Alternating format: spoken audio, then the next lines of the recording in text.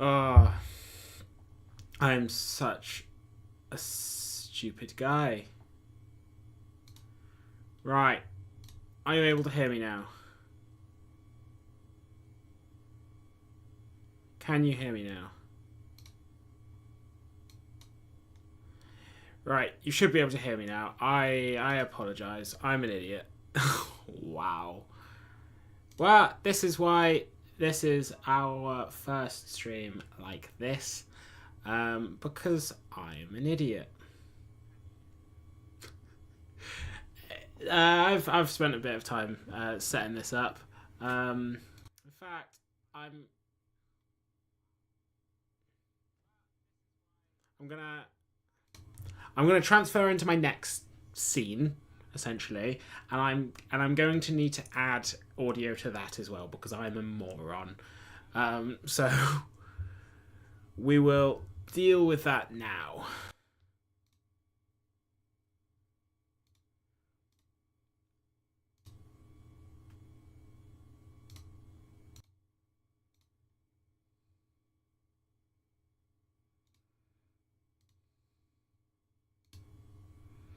Right, you should also be able to hear me now. How's that? Hello. Thank you so much for the help, Bryn, letting me know that I'm an idiot. It's greatly appreciated. Do believe me. And hello, Dr. Bob's Nightmare. How's it going?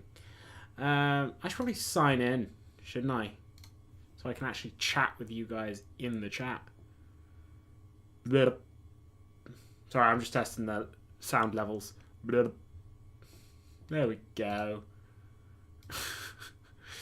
Oh my gosh. Hey Rudy, how's it going? And now I'm gonna swap back to my other scene. There we are. It's going well. It's going well. That's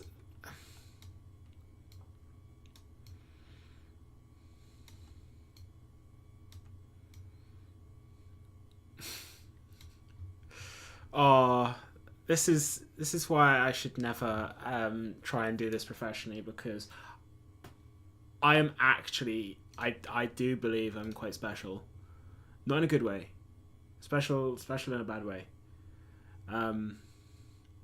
Hey, do you guys want to see what it's likely our next review will be on? Well, our next review will be on. If I can stomach to keep wearing it. So I've been reviewing a watch. Oh my god, it's a big surprise. I have been reviewing this from Bell & Ross. Yeah, I mean, you can see I've got a table full of watches back there. Hot. Yeah. Yeah, iridescent dial. Cool colour. It's not really for me, though. It's gotta be said. It's gotta be said. It's not my favourite thing we've reviewed. Should I wear it for the video and put myself in giant amounts of pain because of how uncomfortable it is? Bell & Ross BRX5. I know. Watch review channel. Reviewing a watch. I think I should review slippers. Honestly. Slippers and vapes. That's it. Just slippers and vapes. I'm going to take my hat off. Oh, yes. I mean, you can see my other hat behind me. Oh, there we go. Yes, other hat. Better hat. Better hat. So I really want to go through some of this, the news, especially the news that we've missed since the last live stream, because the last live stream was a while ago, and I look like I have just fallen out of a tree. It is a bit big on me, but to be fair, I think cars and suits are more likely views. Yeah, that's true. Food reviews. This was my daily driver for 4 years. This was my daily.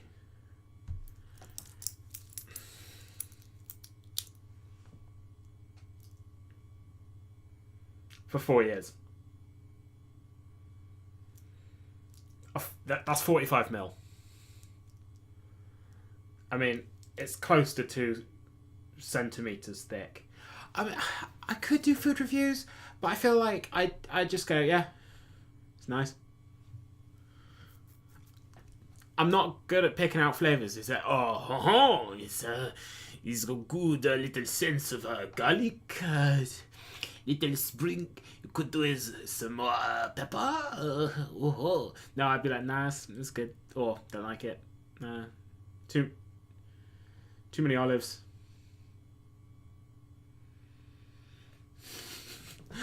I just love this watch, to be honest. This was my 21st birthday present, so hey, Tom Hudson's in the house. How's it going, Tom? Oh, need to keep moving that across. Tom's in the house.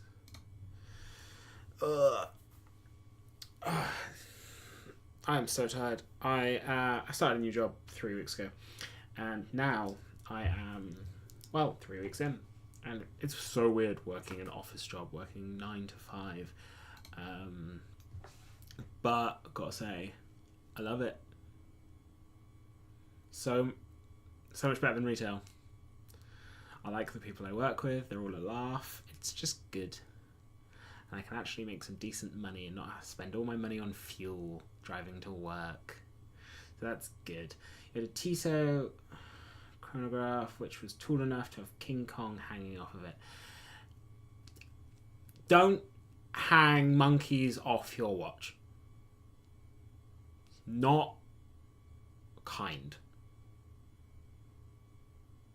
Watch yourself, George, 2025. Don't hang monkeys off your watch. Okay? Deal? Just because you can doesn't mean you should. Lemurs are okay. Lemurs are fine. You get King Julian hanging off of it going, ha ha, Maurice. I'm in a funny mood today. Can you tell? Need more super chats so we don't need to work. Yeah, I think I've had 1 super chat in all of my live streams. I've had 1 super chat, 1 donation in all of my live streams. Greg, though, did once gift a channel membership. That was pretty lit. Big up Greg's watches. Greg is a don. We love Greg. Right, let's chat about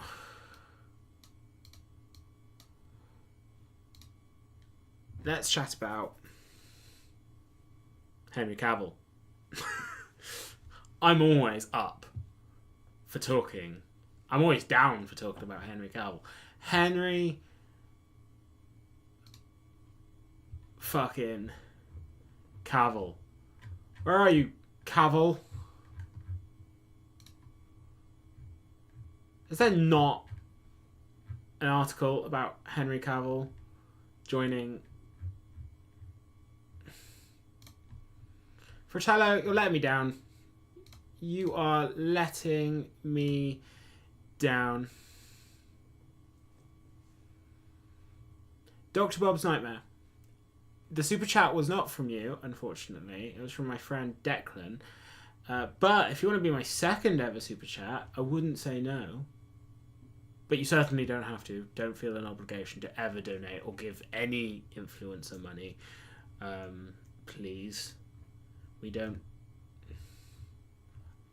I'd like to say I work for my money, but I sit in an office now. Well, I only popped in to say hi, mate. Got to go for a bit because I have some stuff to do. Have a lovely stream, and maybe see you again soon, depending on how long you stream for. Probably be for a while, so thank you very much for popping in, and see you later. I'm really upset.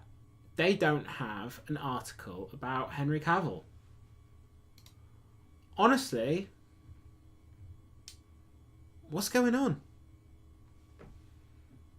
What is going on? Okay, right. What am I doing? I'm hoping to find an article on Henry Cavill. Henry Cavill. Longines.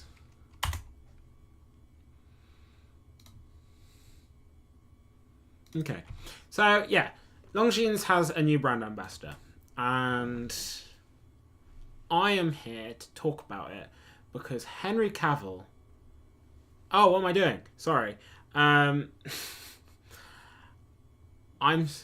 working for my local newspaper selling advertising. Nothing exciting. But you know what? I'm actually quite enjoying it. It's not too tricky. It's... Yeah. It's all good. I actually don't mind it at all. It sounds dull, and it sounds like... I mean, there's some telesales involved, but it's all business to business. And honestly, it's pretty chill. It is pretty fucking chill. I don't mind it in the slightest. So, what do we think about Henry... I just saw a titanium Omega Planet Ocean today. I didn't even know Omega made a titanium Planet Ocean. How did I miss that release? They have for quite a while. And don't they make a titanium Planet Ocean Ultra Deep as well? Do I miss getting hands-on with watches? No. Not really. I mean, it would be nice if I could get more hands-on. But in all honesty, it's something I feel like I have enough friends and enough ADs and stuff now that if I want to go in and try stuff, I can, as long as I don't take the piss, because I don't want to go in every week and just bother them. But I feel like once every few months I could very happily go into an AD and sort of try something on. I go to enough watch events where I'm able to do that. Big announcement. I'm actually going to watch some Wonders. Thank you so much to Je Suis Sarah and Dogs on Time. They are letting me tag with them. Like a shit caught in a dog's bum hair. That's what I am. I am the shit in the proverbial bum hair. But I'm going to watch Some Wonders, and I could not be happier. They are the best people ever. It's gonna be so good. It's gonna be so good. Watch Some Wonders. Anyway, we are just staring at Henry Cavill, and that's not a bad thing. I mean, he's a gorgeous man. But let's talk about Henry Cavill. What do we think about Henry Cavill being made, or being the new Longines ambassador? Longinus. The new Longinus ambassador.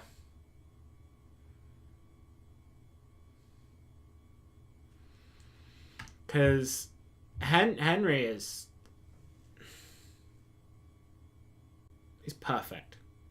He's a bit old for me now, unfortunately. And you may be surprised to hear this, but I'm not gay. Terry is not my boyfriend. It was very tempting to leave this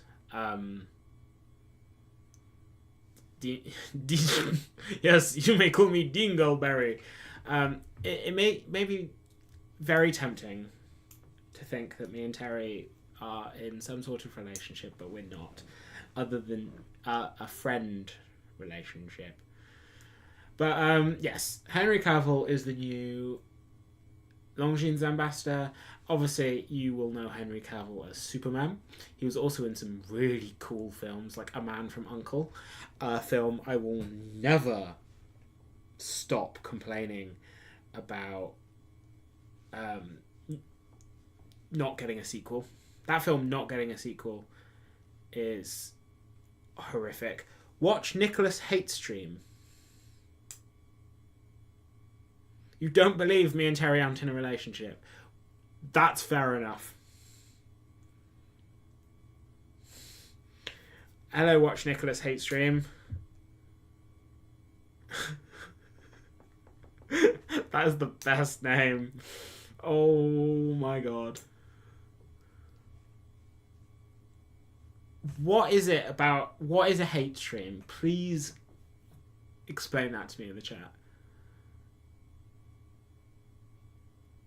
I feel like there are some YouTubers also in the watch space, I won't name any names, that do hate streams. They just get on a live stream and just spew hate against people.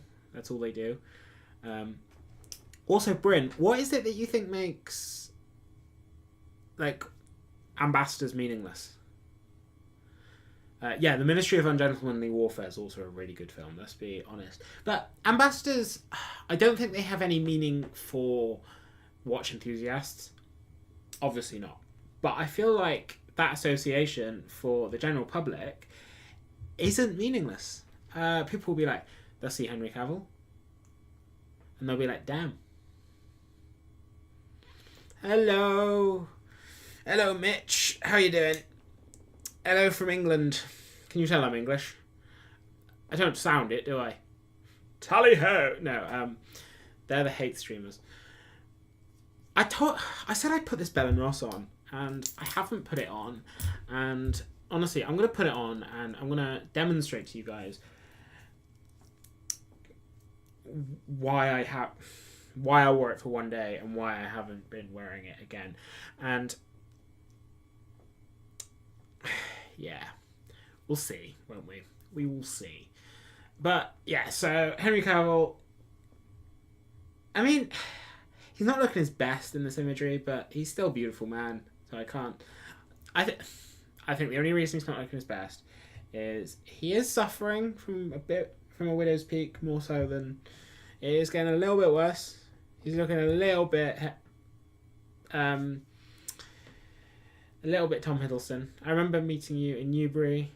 Hey, Daniel, how's it going? Daniel Johnson is amazing. We love you. Also, if you don't know who Daniel Johnson is, I'm going to embarrass him. I'm going to embarrass him muchly. Google Daniel Johnson X Factor. Is it X Factor or Britain's Got Talent? I can't remember. Let me have a look. But he had genuinely one of the best auditions you will ever see from a talent show. It was X Factor. But he had one of the best auditions ever you will ever see. And yeah, lovely guy. Love you to bits, Daniel. Sorry, that's embarrassing. I'm embarrassing you. Normies will certainly be influenced, but ambassadors, just as people who buy football boots want to be like their fave players. Yeah, honestly. Oh, you're a big fan of me. Well, you're an incredible singer, and also a great guy. Let's be honest. But yeah, the whole ambassador thing, I mean, it's the same with influencers. Like, you'll have influencers pushing certain brands. For example, there is a certain watch influencer on about 7.4 thousand subscribers. All he's doing at the moment. Oh look, and Andy's Andy's realised we've got Daniel Johnson in the chat. Yeah.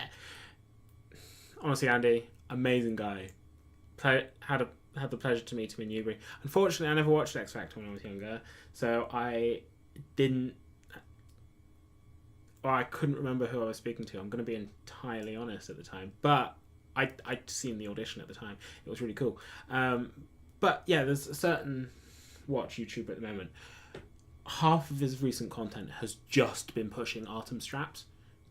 Really weird.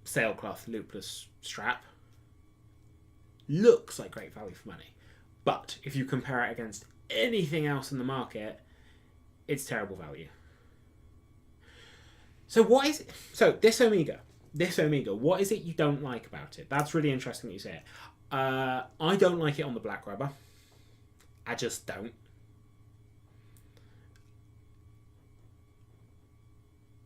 But that bracelet, I am getting a little bit sick of this bracelet, I'll be honest. It feels like they are just sticking it on everything now just to refresh the collection. But it's very Iron Man-y. It's like an Iron Man watch. It looks great, but only on Christmas Eve. That's fair enough. Is this going to start doing its uncomfortable thing soon? Otherwise, I'm going to have to eat my words.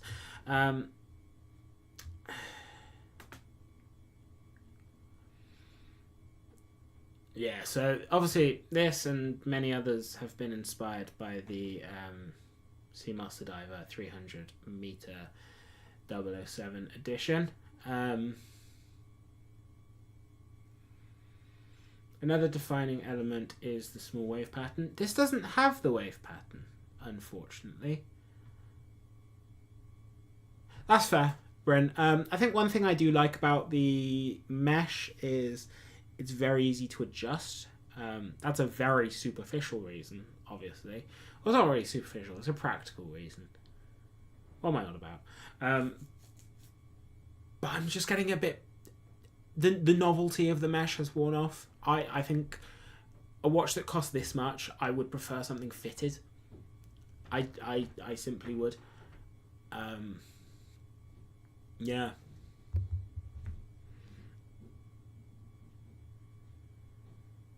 Oh, I'm getting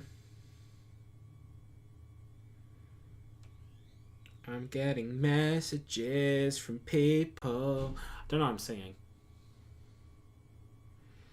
If you are here and you're too scared to say something in the chat, say hi. You know who you are. Oh, what's Terry said?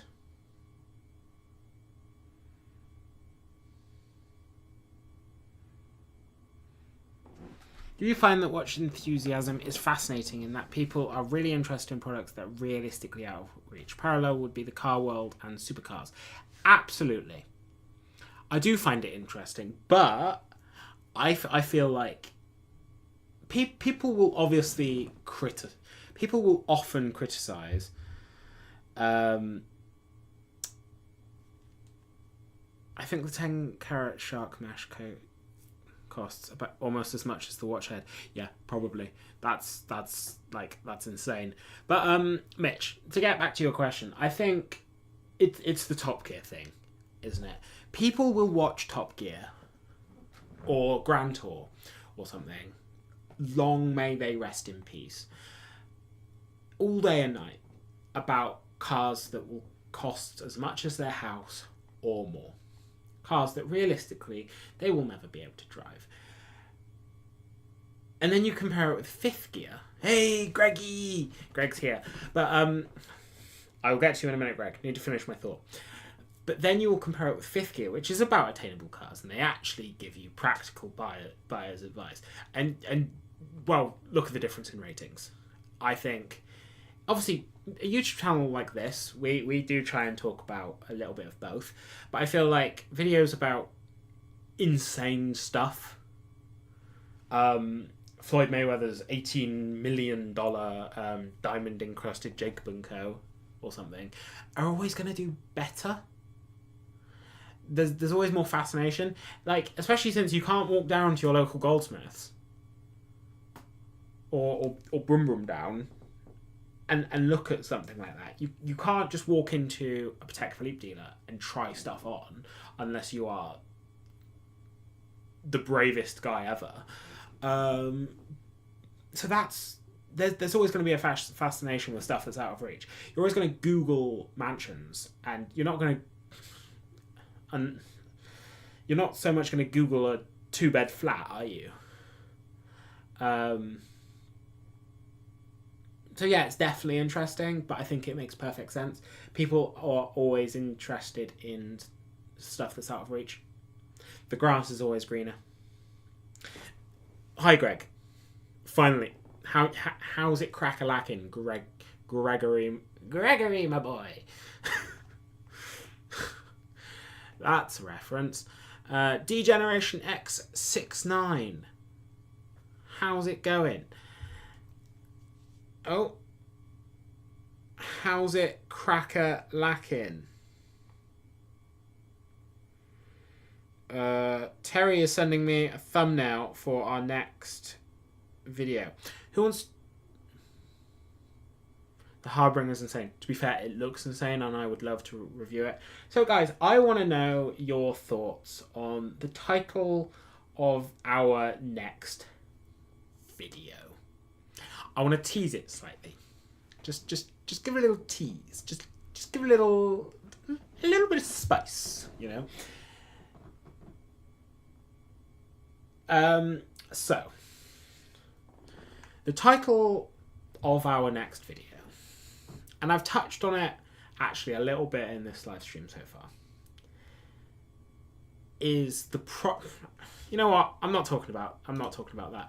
I'm going to swap back to this view. So I've touched on it. You've missed a lot. Chris. So yeah, the name of our next video is The Problem with Watch Reviews. Because there is a problem with them. To be honest, a lot of the problems I touch on are problems with a lot of review media, a lot of advice. George is going to watch some wonders and he might climb the Matterhorn.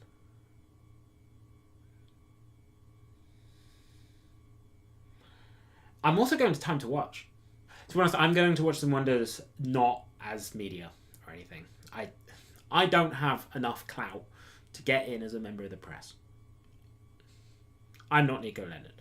I am attending as a pleb. Big pleb. Superman was here. Yeah, I'm attending as a pleb the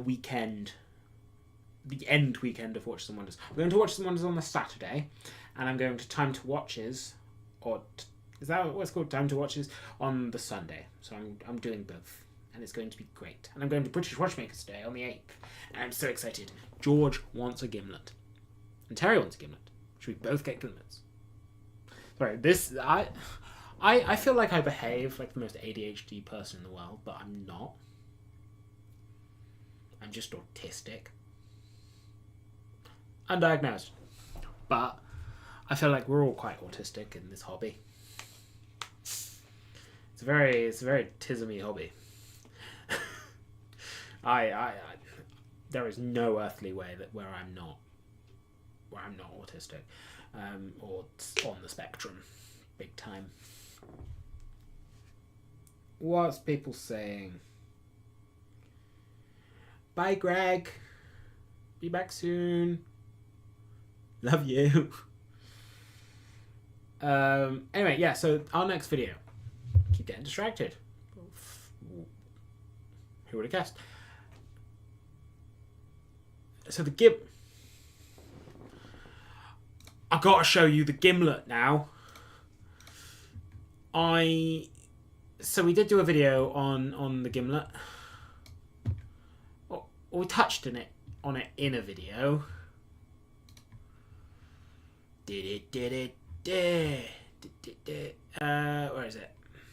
So it is a British Watchmakers Day exclusive from Fears and Studio Underdog. So it's essentially a mixture of the Fears Brunswick 38 and the O2 series from Studio Underdog. So it's got that multi-layer dial, which is absolutely sick. It's got I love the lettering. I love the numerals. It's called the gimlet, and I love it, and I need it. And it's got an onion crown, and the loom is madness. The loom is insane, and I've tried this on now. It is £1,000. It features the Sleater SW210. Bryn, do I need one? Tell me. Help me. Guys, guess what's happening next week? Guess what's happening next week? Because we're doing a live stream next week as well. You best believe. After watch Gimlet. Farah. What? I'm confused. After watch Gimlet, Farah. Yeah, it's my bad. Yes. So I want to get a Gimlet. So next week we're doing a live stream, and this is my face of. Guess what? Terry is going to be on the live stream next week. I'm gonna make him. Well, he's already said he will, but Terry's coming in. Terry's coming on.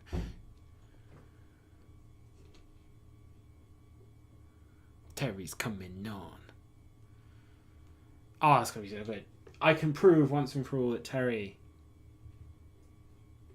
is real. Terry exists. He's not AI. Yes. Thank you, Andy. I do need one. The man, the myth, the legend. Yeah, Terrence. He is coming on. He's showing us his watch collection as it is. Who has more watches, me or him? Terry's watch collection is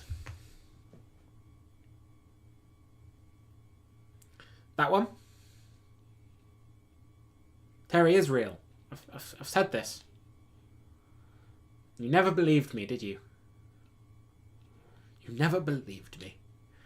So Terry's got his new one.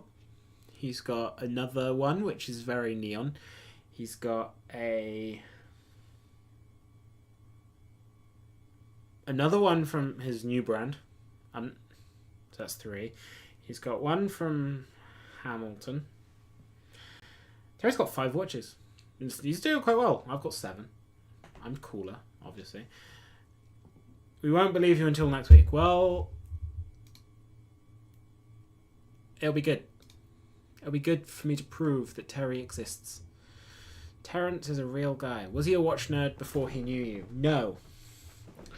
And I wasn't a watch nerd when I met him either. I liked watches, don't get me wrong, but I wasn't like... It wasn't my hobby, it wasn't my nerdy obsession, my passion. You know?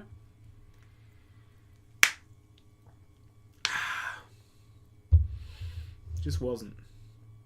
But what was my passion at the time was... Sorry, I just got a text from someone that I know in real life, and they don't believe me that Terry is real. They know me in real life, and they don't believe that Terry is real. Anyway, yeah, I've known Terry for 10 years, over 10 years. Yeah, over 10 years now, actually. And he was not a watch nerd at the time. He's actually only been like a watch nerd. I wonder if he would class himself as a watch nerd. Do I have any watch predictions for 2025? Did do a video on this, but I feel like it's I don't feel like Rolex is going to do much for it. It's very interesting. I think if we want any sort of interesting dividends from them killing Karl F. Bucherer, then we're gonna have to wait till next year, because and honestly they might not do anything with Karl F. Bucherer with the watchmakers and the complications and stuff. And oh my god, my nose is so itchy. We'll all know you in real life.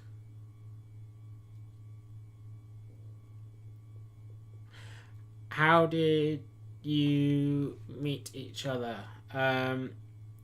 Me and Terry met at our first job. Well, it was my first job. I'm not sure if it was his first job.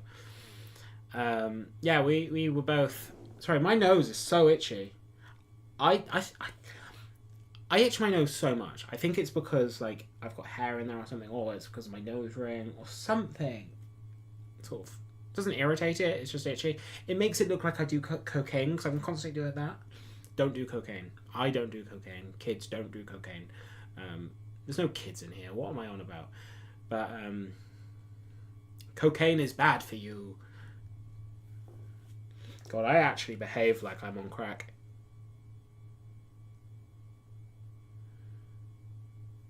My mic is... Your mic, it's working on your headset by the sounds of it.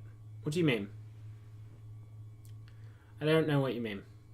Do you mean that the sound is terrible?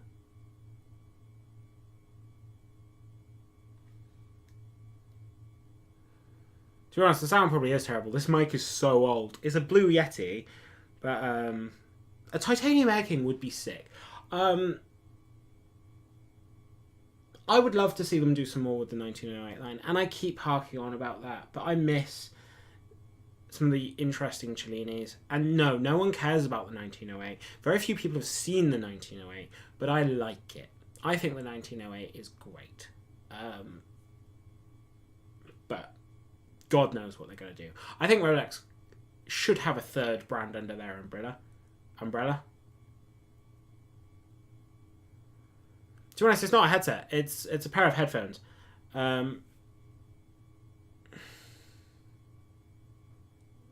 Audio is alright. Well, that's good. I think they should have a third brand under their umbrella, and...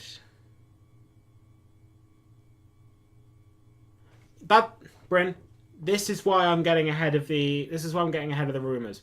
Don't have a coke habit.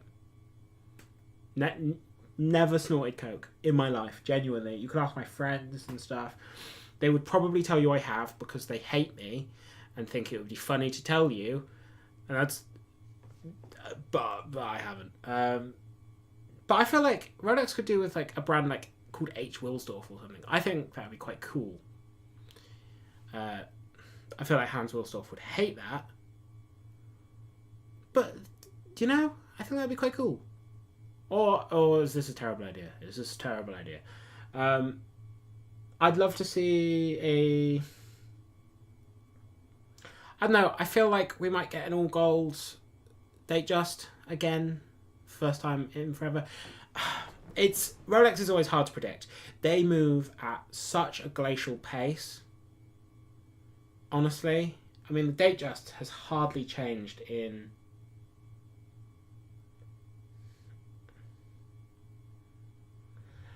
Wow, now this person's not even believing me. Yeah, Rolex just move at such a glacial pace. I think if we're going to see anything interesting from the House of Wilsdorf, it's going to be from Tudor, and I feel like we might see a new blue Black Bay 41 at this point. I think I want to see more with the Black Bay 58. I simply do. We've got to. Not the 58, 54. Black Bay 54. But Black Bay 54 is such a cool watch that I need to see more. Yeah, like a high horology Hans Wilsdorf brand. They could do it. I mean, and Rolex wants to be Patek Philippe. They simply do. And a brand called H. Wilsdorf would be their ticket into that sort of price range and that sort of world. I don't think it would be easy for them, even Rolex, But I feel like they could. They'd have the entry level to the entry level. So the entry level to the entry level is Tudor to Rolex, and the entry level to their main brand, H. Wilsdorf. I think it would make sense. And now they've got the perfect place to sell them, Bucherer, where they would keep 100% of the money. I feel like H. Wilsdorf, they wouldn't sell them at goldsmiths or anything like that. They would sell them at their own boutiques. Keep it exclusive. And I feel like Patek Philippe would be so pissed off at Bucherer for that, but I feel like Rolex wouldn't care.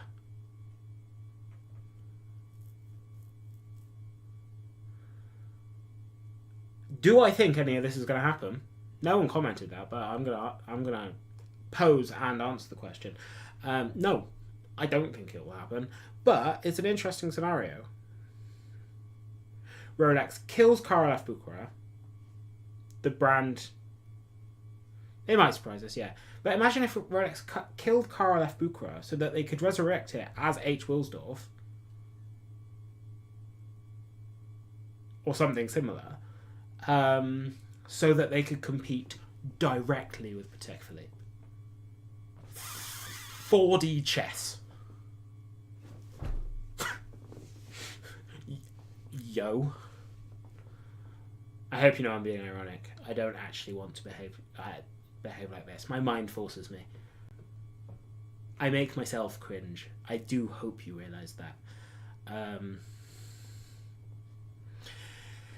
Tudor might surprise us, but I feel like Tudor surprises us every year, so are we surprised when they surprise us? Unless they come completely off left field. Like, entirely left field. Like, they bring out a pocket watch or something with, like, a pop-up book in it. Don't know where that came from. Like you click the button, it flips open, and then a Tudor shield comes out and smacks you in the face.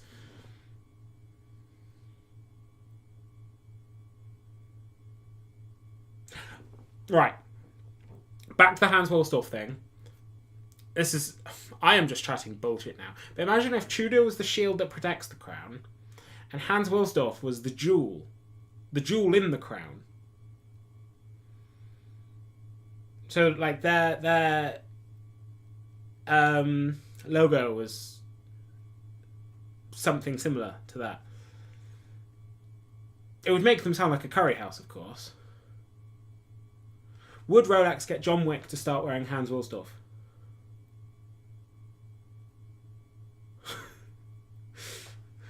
I don't know. John Wick's dead, and so is Karl F. Bucherer. So, it's starting, guys. I'm moving too much whilst wearing this Bell & Ross, and it's starting to be very painful to wear.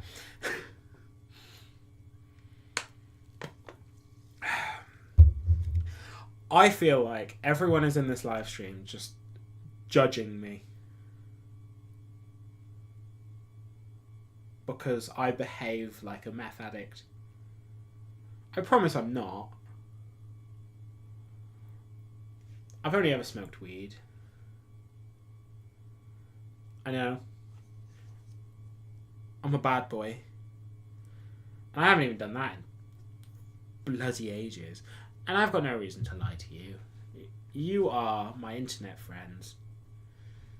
You like my idea, Brim? This is a safe space, George. Oh, thank you. Yeah, look at that. All right, I'm gonna make myself bigger. Just Can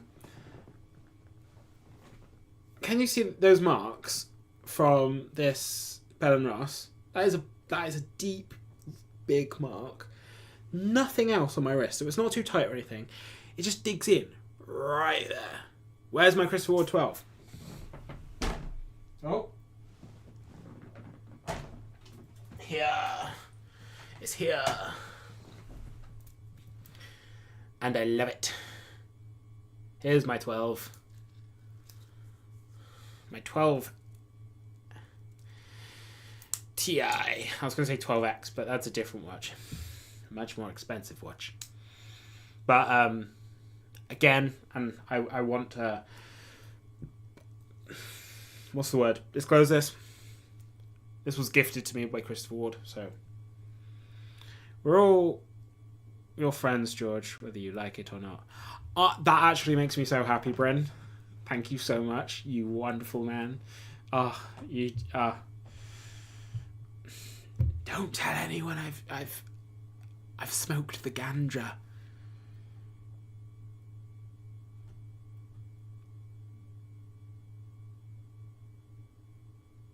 Okay. You know we were talking about cocaine. I said explicitly it had never gone up my nose. Someone's calling me out over text. I have to address this. I said explicitly it's never gone up my nose. Never snorted it. Nothing. But once I rubbed it into my gums. Once. Are you happy now?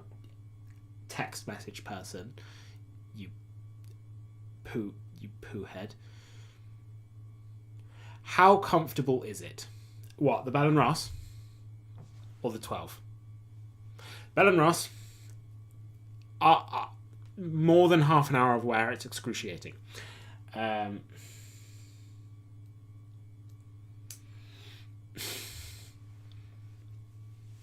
know, I am a bad boy. I feel like it's the sort of thing most people have tried once as they grew up. Well, as they grew up, this was years ago as well. The 12 is very, very comfortable. I forget that I'm wearing it. It's so light. I got the 36 and I think it's a great size on my wrist as well. Honestly, I forget that I'm wearing it and I absolutely love it. It's gorgeous. It's stunning. It's lovely. It's great weight. It's great size. It's a beautiful colour. It's chronometer rated. It's 100 meters water resistant with a screw down crown. And it was free. So, even better. Although I would pay for one. I absolutely would.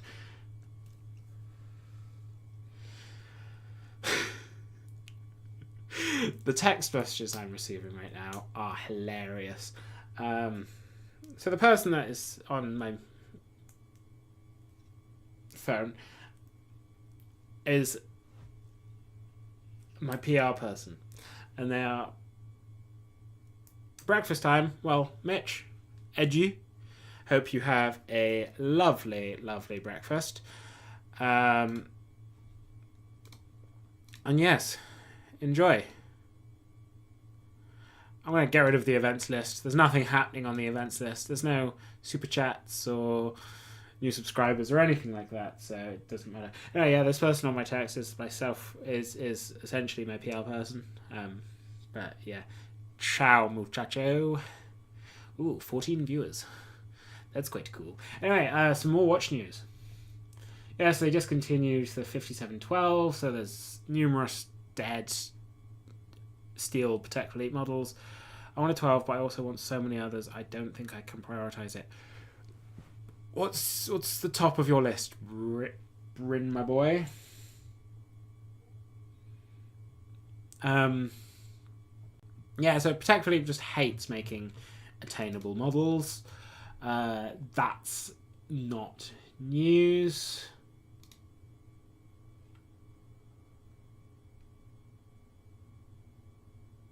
Okay, I actually missed this piece of news. So the Speedmaster 321 is incredible. I love that watch. It's so cool. The movement is stunning. And they do a platinum version.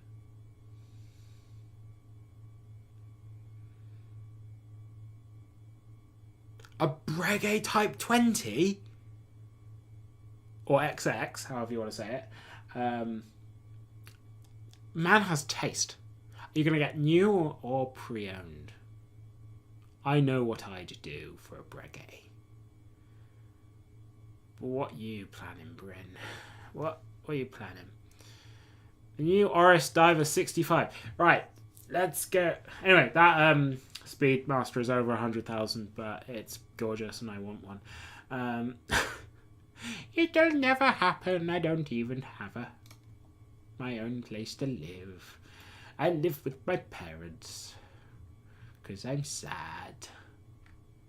I'm 26 and single. Very, very single. We're not very, very single.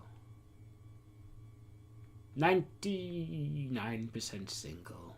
That's very single, but it's not entirely single. What am I on about? I still want... Is there anything about Oris? Oris, Diver. I'm sure I have seen this. Obviously, the Miss Piggy. That was a watch.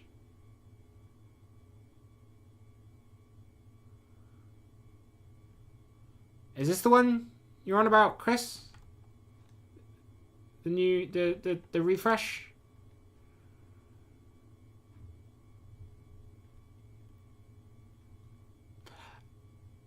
There is something odd. There is something off about that aesthetically. It's got very long links. It's got very long links. Why are your links so long, bro? Like, it's giving me link envy. I mean, a half link in this is like... But... I mean, I like the watch. But the bracelet's weird. Also faux rivets. Oh, he wants pre-owned. He's got good taste. Why are the links so long? So that was me trying to be long. Why are the links so long? You know, all of this bullshit I'm spouting, that's the sort of stuff Terry usually takes out. There's usually all of this in videos, and Terry edits it because Terry is a godsend and we love him.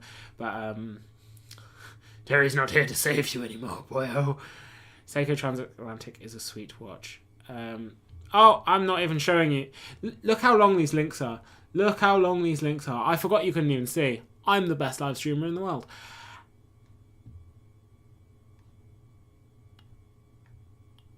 Guys, why? Why?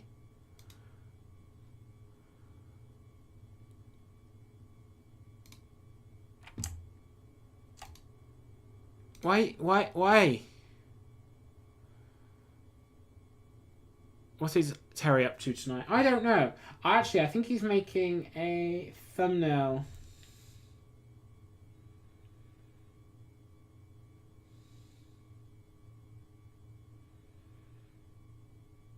I just received a very interesting... I would like to see an unedited video. Absolutely not.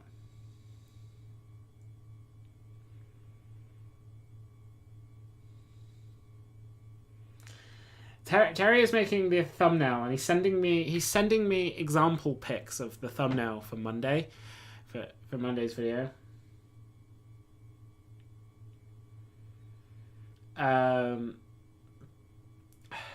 And yeah, you do not want to see an unedited video. I think it might actually give you AIDS for that stretched rivet bracelet look. The bracelet ruins this watch. Let me tell you something, guys. I worked at Goldsmiths for nearly a year. Right. Go into the chat. Go into the chat. I'm going to start a poll. How many Oris watches did we sell at Goldsmiths in 12 months?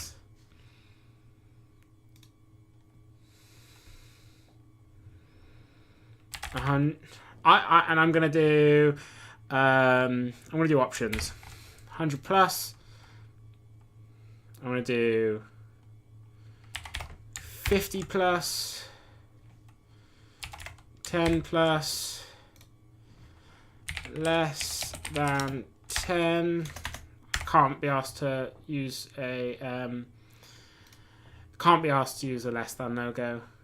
But right, how many Oyster watches did we sell at Goldsmiths in 12 months? Go into the poll. 12 months. It's the one with the retro loom. Oh, the poll's getting spicy. We've got 50 plus. We've got 10 plus. Oh, that's so sweet. Hey, George. Been enjoying your channel. Keep up the great work. Looking forward to seeing your watch journey. Thank you so much for that lovely comment. If you don't mind me asking, what was the first video that you found? Really interested to know. Yeah, genuinely really interested to know. But thank you so much for the lovely comment. I'm terrible with names. Wasafal? Right. I'll give it another couple minutes and I will look for another say retro loom.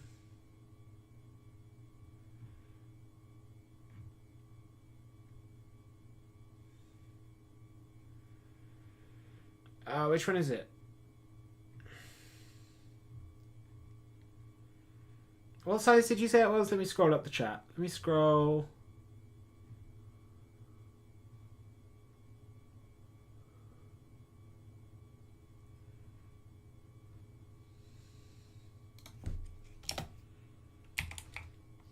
A lot of people found me on the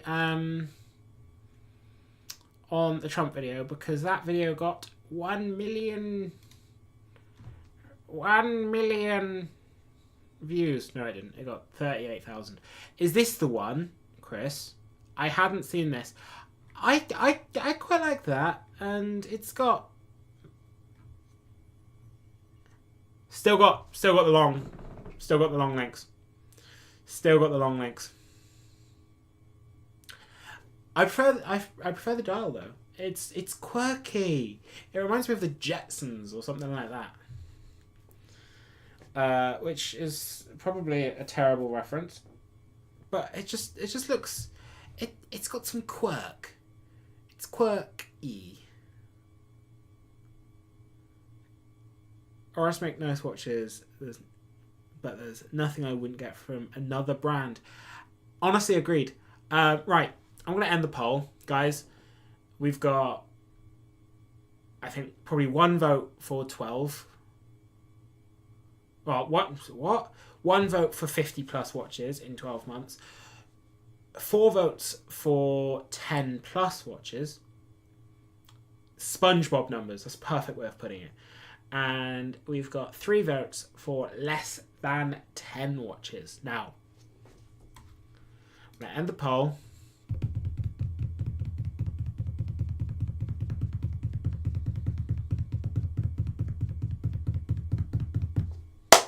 We sold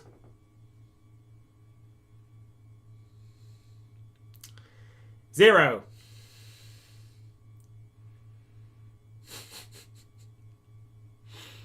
We sold none in the whole time I was at Goldsmiths.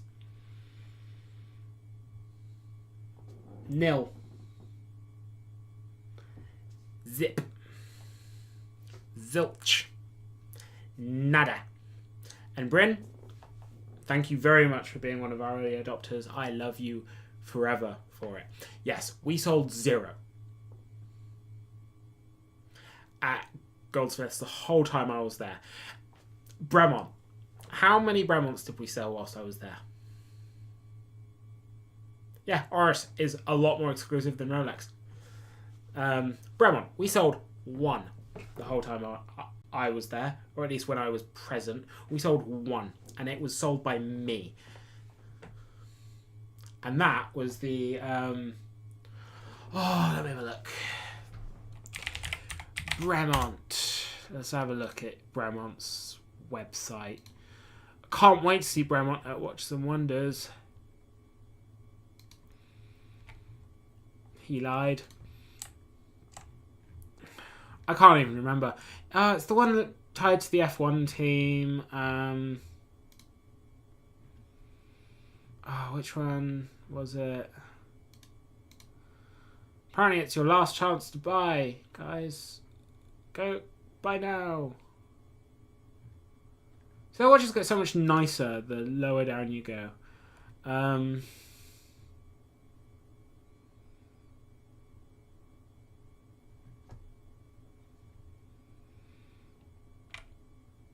I've just been reminded I'm engaged, apparently. Of course. What brand did you sell the most? Now, Tom, are you talking revenue-wise? Or are you talking numbers-wise? Like units?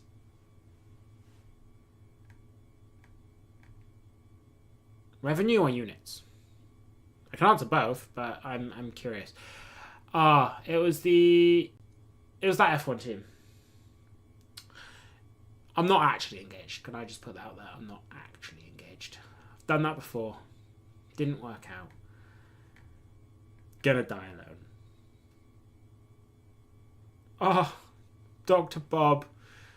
Oh my god, you are... That's so sweet. Thank you. We got a super chat, my guys. Most units sold. We got a super chat for our friend George. Cup of coffee. Thank you. Me and Terry will buy a Freddo each, and it will be amazing. I want to be the best tasting Freddo in the fucking world. Honestly, that is how I can't stop smiling now. Thank you, Dr. Bob's Nightmare. Most units sold Tissot, probably. I'd say probably Tissot. Tissot did pretty well, fairly consistently. Although Tissot, in terms of units, was probably fairly similar to Rolex. I mean, let me have a look. How many watches does Tissot make a year? Tissot exports 4 million. Well, that puts paid to my my guess, doesn't it? Well, I was gonna guess that Tissot and Rolex sold a similar number of similar number of watches, but it turns out for every watch that Rolex sells, Tissot sells about 4. Yeah, that's a bit mad. But Rolex does still sell like a million watches a year. I want to buy the PRX Chrono White Dial with gold hands. I've got a PRX. It's a great watch. Anyway, back to Bremont. Bremont. Which watch was it? Bremont F1. Oh. Bremont. Bremont F1 watch. What was their F1 watch? The Williams Racing. Oh my god, of course. Which was the specific one? I think it was this one. I sold this one. No longer available. Yeah, I sold this to a client. It was the only Bremont that we sold in the entire time I was at Goldsmiths. And it comes with a race-used wheel nut, which is cool.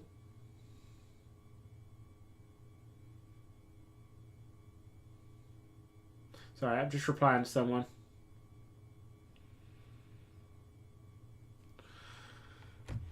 Do you think brown dial watches will be big this year? I think they are interesting. I think brown dial watches will have their moment, and I really hope they do. I love brown. I love earth tones. But I do think the biggest thing this year will be pink. Pink watches. And we're already starting to see quite a few. In all honesty, aren't we? Oh God, I'm burping now, and I can't stop. I apologise. It's gross. Please look away. I'm hideous. Yeah, I can't stop burping. So, you guys, regarding Bremont, obviously they've got this new collection, the Terra Nova Bronze collection. They did used to do a watch with the piece the Wright brothers playing. They did a watch with a piece of Stephen Hawking's desk, if I'm correct. They've done so many cool watches, and honestly, those are the only Bremont watches that are sought after on the market. Like, the only ones. And it makes me weep, because I want Bremont to succeed.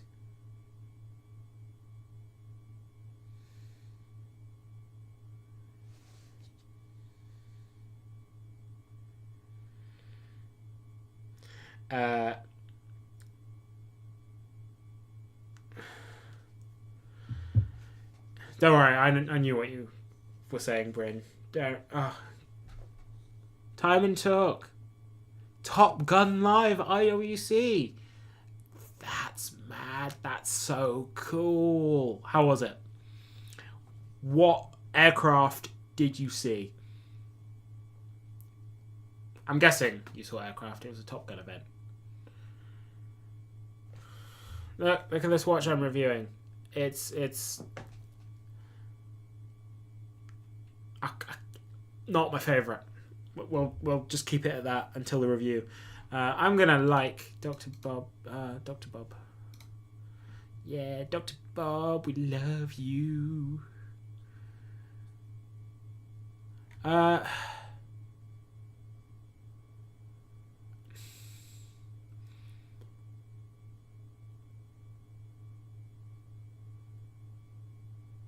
Top Gun Live. Oh, see, you live in a mental place, Time and Talk. I thought it was some air show called Top Gun Live. That's where my brain went. You live in a place filled with supercars and amazing things happening all the time by the looks of it. So I thought it was like an air show. But the movie's good too. I do apologise. I'm an idiot. But we knew that. I just wish Bremont hadn't have changed their logo. I don't know. I don't understand what Davide's doing. He's being paid so much money to turn this brand around and make it profitable. And he just can't seem to do it. Please, Davide. Make things that people... Please make things that people want to wear. I don't think that's too much to ask. All they had to do for a field watch, which the Terra Nova is their field watch, is so all they had to do was take the broadsword, which is still in the collection, by the way. What happened to the brothers that ran it? So essentially, they put all of their... Right. What happened to the brothers?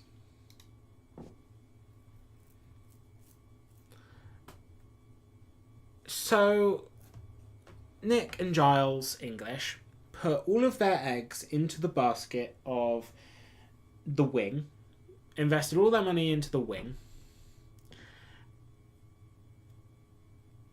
and then invested all of their money into developing an English movement.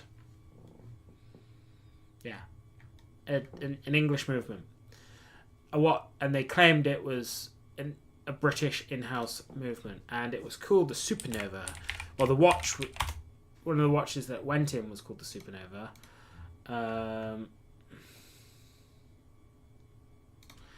Like the H1 movement.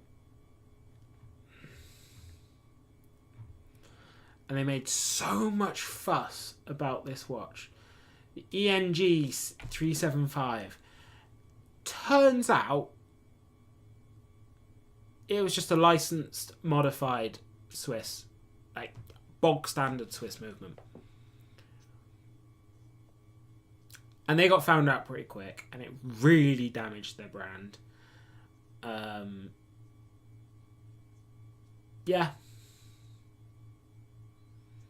And Nick and Giles ended up having to leave because Bremont wasn't making any money. And I respect Bremont so much because Bremont laid the groundwork for where the British watch industry is today. They just did. They were the first British watch brand that put British watchmaking back on the map. I don't think that's unfair to say. They were the first British watch brand to be talked about in years. Last year they became the first British watch brand ever to exhibit at Watches and Wonders.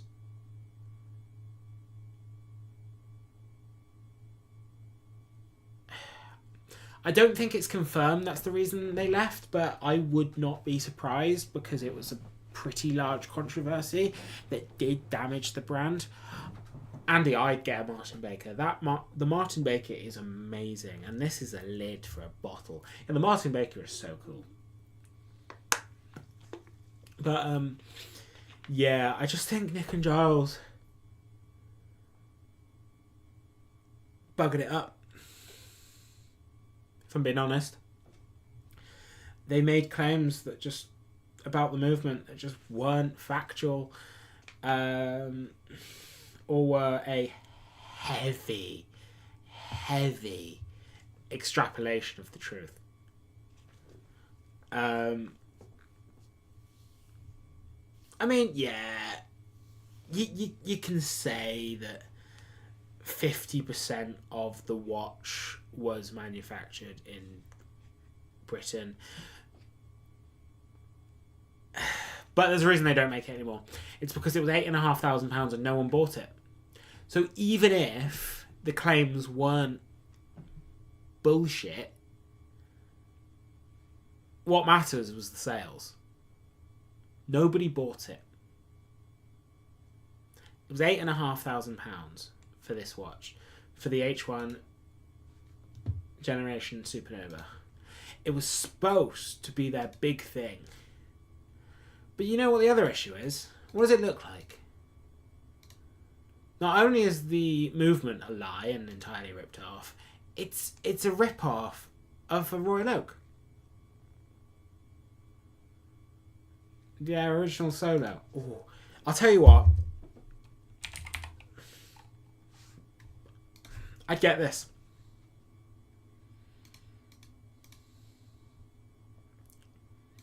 I'd get that. In a heartbeat. Apparently my eyes are so green. What do we think?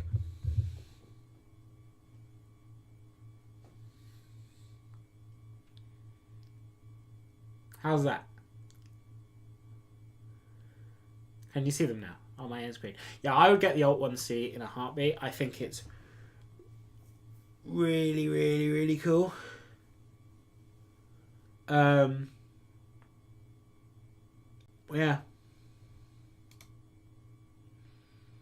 The movement's nice. It's got a really nice off-white dial. It's solid as shit.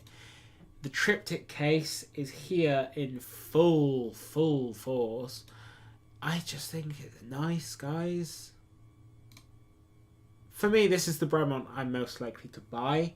And it's also the first watch that they made, if I'm not mistaken. So I do hope they never get rid of it.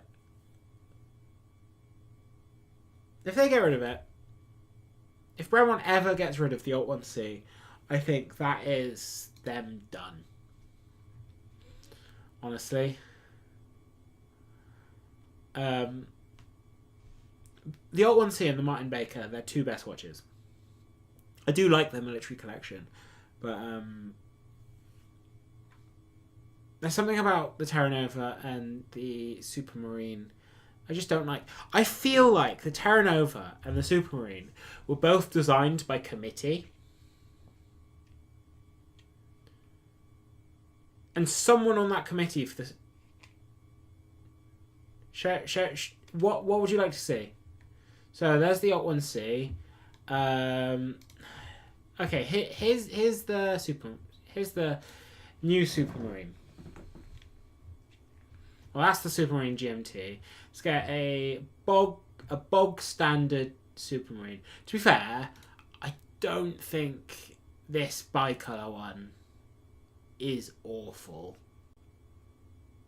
I actually think the colouring of that is alright. Do not like the bracelet. And there's a big and also the ceramic ones are nice, but the logo is very, very off centre. I mean, and I had a was it a meltdown?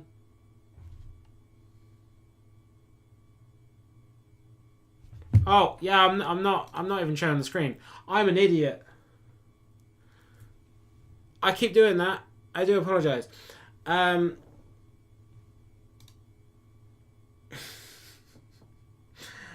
being texted, being called an idiot. Yes. Yeah, the logo is not even on center on this one. You trace a line downwards, and it's just not. It's just not in the center. The Alt 1C though. This one. What do you think?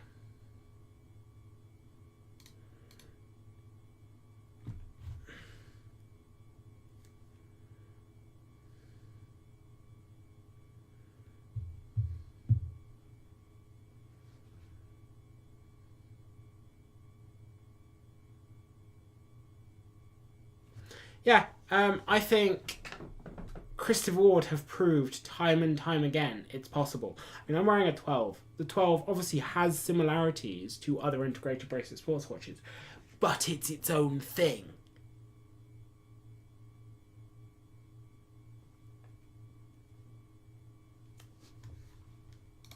It's its own thing. And yeah, so I would get the Alt 1C if I was getting a Bremont.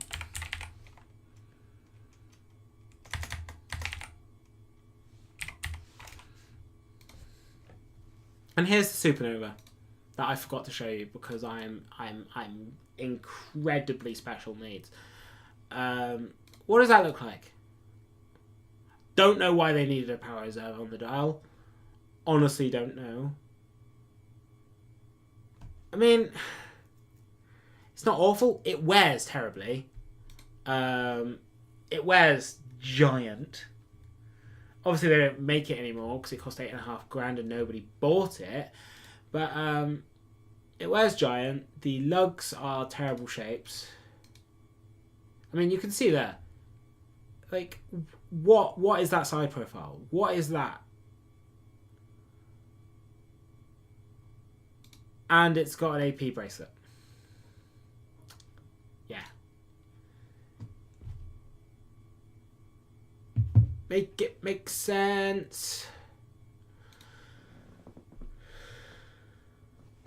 Yeah, they should have stuck to their roots, Graham. Absolutely. And then you've got the new Supermarine.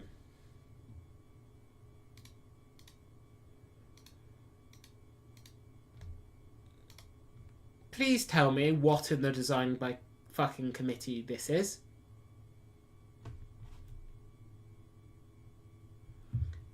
Apparently, one of them look like they have a tumor/nipple. I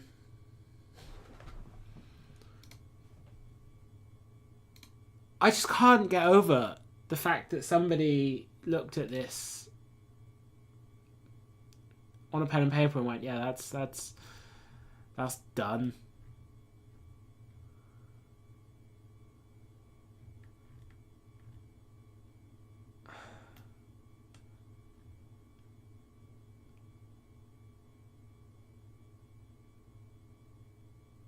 And I can't think of words. It's too much. Yeah, it does. Yeah, that's actually a good point, Bryn. Like, you look at that on the rubber, and it does look like an Elliot Brown or something. Is that what it's called, Elliot Brown? It does not look in any way, shape, or form like a watch that should cost £3,350. When they first released them, for goodness sake, they forgot to include Britain on the case back. Zodiac with a Breitling bracelet. Yeah, it's got a Breitling chronomat bracelet. It's the bracelet. Yeah, that one. And then this goddamn thing, couldn't even line up the... I actually quite like this. I don't mind this at all. But they couldn't even line up the logo properly.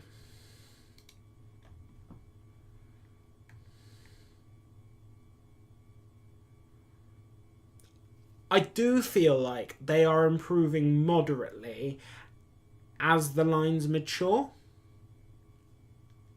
Moderately.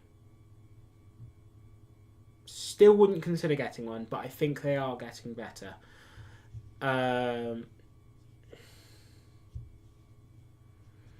Oh, guys, I got a embargo email about a watch from a brand that is releasing next month.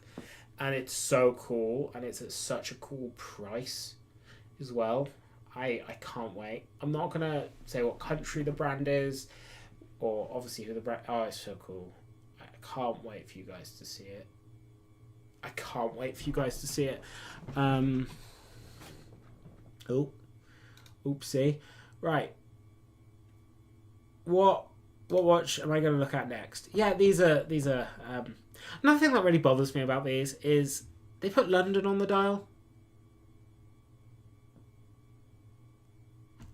What part of a Bremont is made in London? Or what part of the company is run in London? What does Bremont have to do with London? Their headquarters is Henley-on-Thames. Now, if we have a look at Henley-on-Thames, guys, there's London. I feel like I should send this to Davide. Yeah, guys, there's London. That big thing there. There's Henley-on-Thames. There's Maidenhead. That's where Christopher Ward are based. They don't put London on the dial.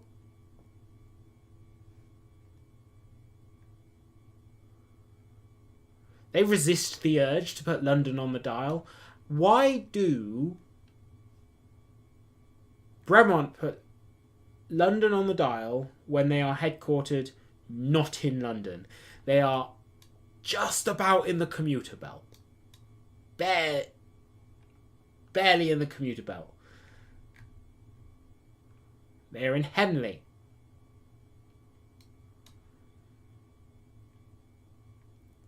Somebody explain it. Are they just putting it in marketing terms that people can understand? Terra Nova London. I feel like I've been talking about... Yeah, I feel like I've been talking about Bremont for ages. I feel like when I go to watch them Wonders, they're not going to want me at their booth. They'll be like, hey, it's George. Fuck off. And I'll be like, oh, okay. That's if they know who I am. Although I have been to the Wing before, so they may do. They may know who I am. Pop guys, if you've got any questions for me, anything at all, pop into the chat, ask, do all of that stuff, go hello. Oh, top 5 modern Zenith models. The Chronomaster Sports Titanium. It's a very cool watch. It's a very bold choice. Stains Massive would be better. Where is Stains?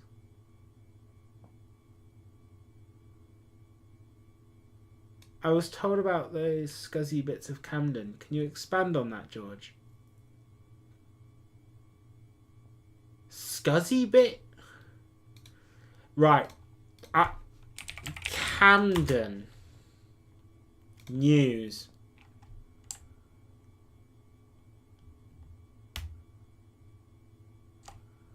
What's going on in Camden, my guys? And why is it scuzzy? I can't say I've ever been to Camden. I've also never been to Staines. I live in Swindon. Should I make a watch brand to put Swindon on the dial? I feel like people would pay not to wear my watches, which in itself is a business model. I would rob them of all their money and I would leave a watch on their wrist. That would be my calling card. Leave a watch that said Swindon on the dial on their wrist, and they would need therapy. Yeah. My calling card is to rob people, beat them up, and just leave a watch on them. Magic Roundabout logo. Oi, oi, George is online today. Hello, hello. Hello, Mr. London. You'd buy it. A watch that said Swindon on the dial. Brim. I'm gonna... Right.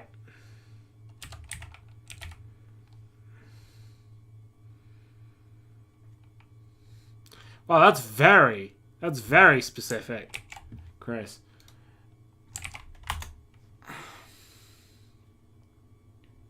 We do have some more projects coming up with Nomos soon. I was emailing them earlier because we've done some reviews with them before. This is a very nice watch. I'm hopefully going to be reviewing the 37mm Club Sport and one of the new colours. The new colours being these. So I should hopefully be reviewing one of these in 36.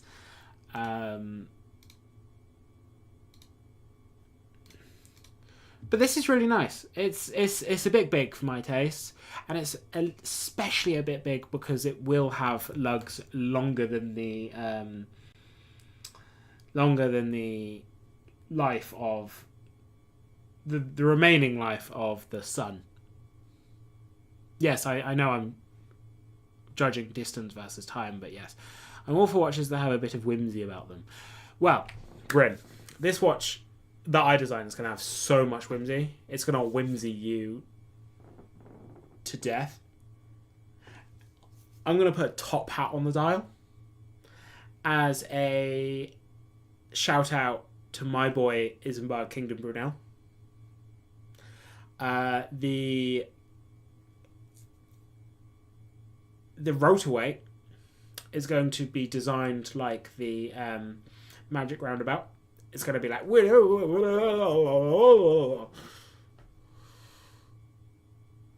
Yeah, Graham, exactly what I said. The lugs are longer than the estimated time for the heat death of the universe to occur. They are long, but I love their watches. I just do. And Bryn, I'm jealous of the fact that you have it. The fact that this is such a sick watch and it has a 300-meter water resistance, that is sick. I've been chatting to the Nomos guys, you know, got Nomos in my emails. Yeah, there we go. I feel like I need to do another poll. Do I make you cringe? There we go. Do I make you cringe? Yes or no? To be fair, when you're sat talking to yourself for 2 hours, I think it's hard not to make someone cringe.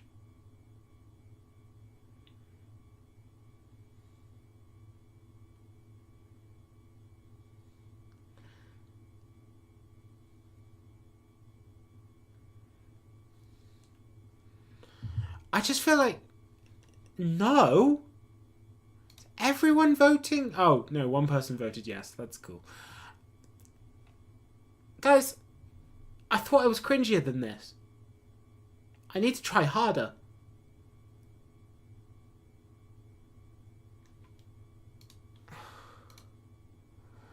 I evidently need to try far harder to make you guys cringe because I am disappointed. You're well callous to cringe. Who is cringier? Who?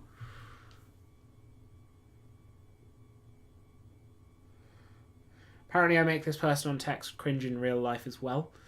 So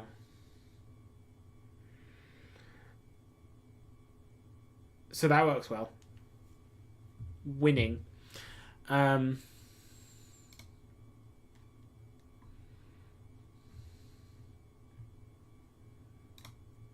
Right. I really want to review...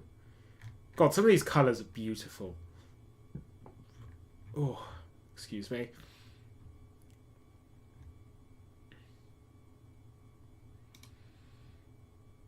You wouldn't associate the word cringe with me. Okay, let's do another poll. Do I make you laugh? I'm just getting people's opinions now. Yeah, do I make you laugh? There we go. So apparently 80% say no, I don't make them cringe. So that's good.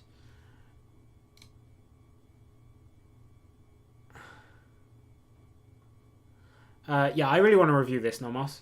Hopefully this should be one of the ones that we are reviewing soon. It's just gorgeous, guys. I would rather a sapphire back, if I'm being honest. But look at that.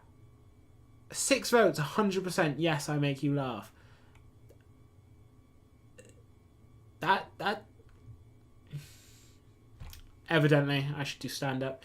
Or is it more a giggle than a laugh? It's like tee hee, he's a sad clown. Tee hee. I feel sorry for him.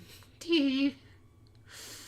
But yeah, this Nomos is gorgeous. Their movement finishing is stunning, and the fact that in-house movements as well is mental.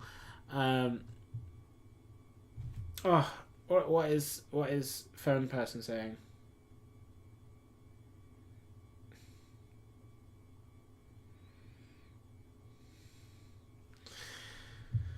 Phone person says she feels bad that she's the only person that said I'm not funny.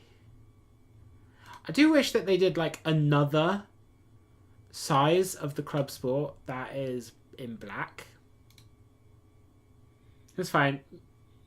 They're allowed to bully me. Yours is a bit battered. The bracelet is a scratch magnet. I can imagine that. Yeah, because they're very nicely polished, aren't they? Very nicely polished. The Nomos Munich World Timer in blue is really nice. Where's the Munich? Munich. You mean Zurich? Or is there one called the Munich? You must mean Zurich. Yeah, that's really nice. Look at that, guys. That's a world timer. Let's look at the movement. Oh, hot diggity. Hot diggity damn, boy. Oh. Now, here's another one. Do you watch me to stay informed? Do you watch me to stay informed? I'm just getting info from you guys now. I'm just rinsing you for info. and to stroke my ego. Fair enough. You don't watch me. Okay, that's fair enough. Yes. 50-50. Probably could do stand-up. I feel like I would bomb at stand-up. I feel like I'd get up there and be like, hello, I'm George. Leaving now. Can I reply kind of? No. It's a closed question. Yes or no? Sorry, Bryn. We don't do grey areas on this channel, except in my opinions on certain watches where I'm like, yeah, buy it if you want. That's how the vast majority of my reviews end. I just go, buy it if you want. Although, that's not how this review is going to end. Sorry, Bella North. I'm a degenerate watch addict. I watch all the streams.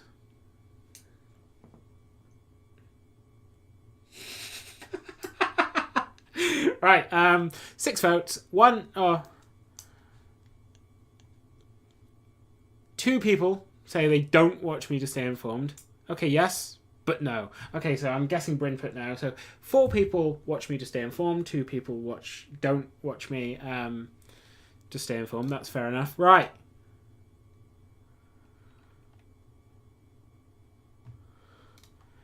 Next poll. Do you watch me for the raw sex?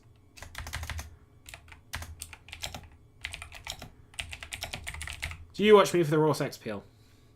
There better be at least one yes in here.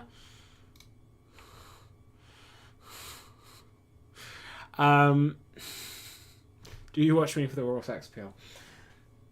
I'm looking at you. I'm nervous about this one.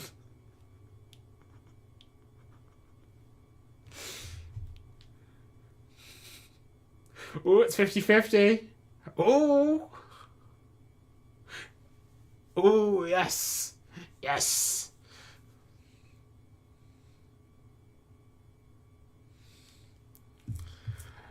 I thought you had cool hair. See you next week. Terry will be on next week, so come. Make sure to come on. Oh, what's going on? Bear with me a minute, guys. My connection has dropped.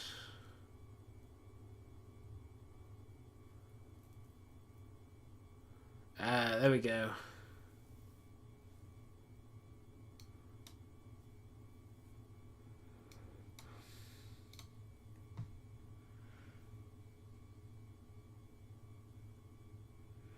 I thought you had cool hair. Yeah. I respect that. I like my hair. I don't mind my hair. I feel like I just get out of bed and I do nothing with it. I put on a hat, go to work, and sort of let it dry.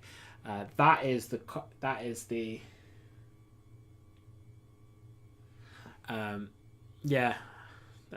That's the extent of what I do with my hair. And Bryn, always lovely. We love him.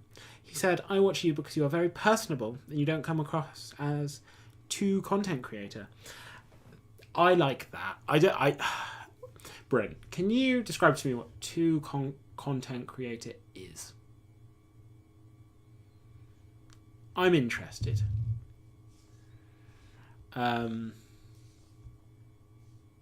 What is a content creator?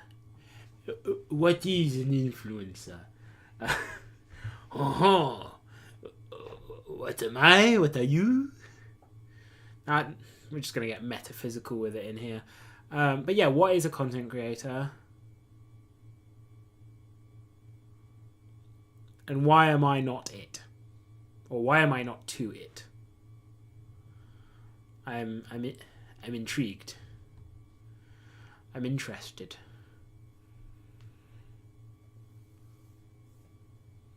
I should probably be running ads on this, but you know what? Fuck it. I don't want to run ads. I'm just enjoying talking to you guys. The pennies I would gain by running ads is just not worth it to interrupt your guys' viewing experience. It's not worth it in the slightest.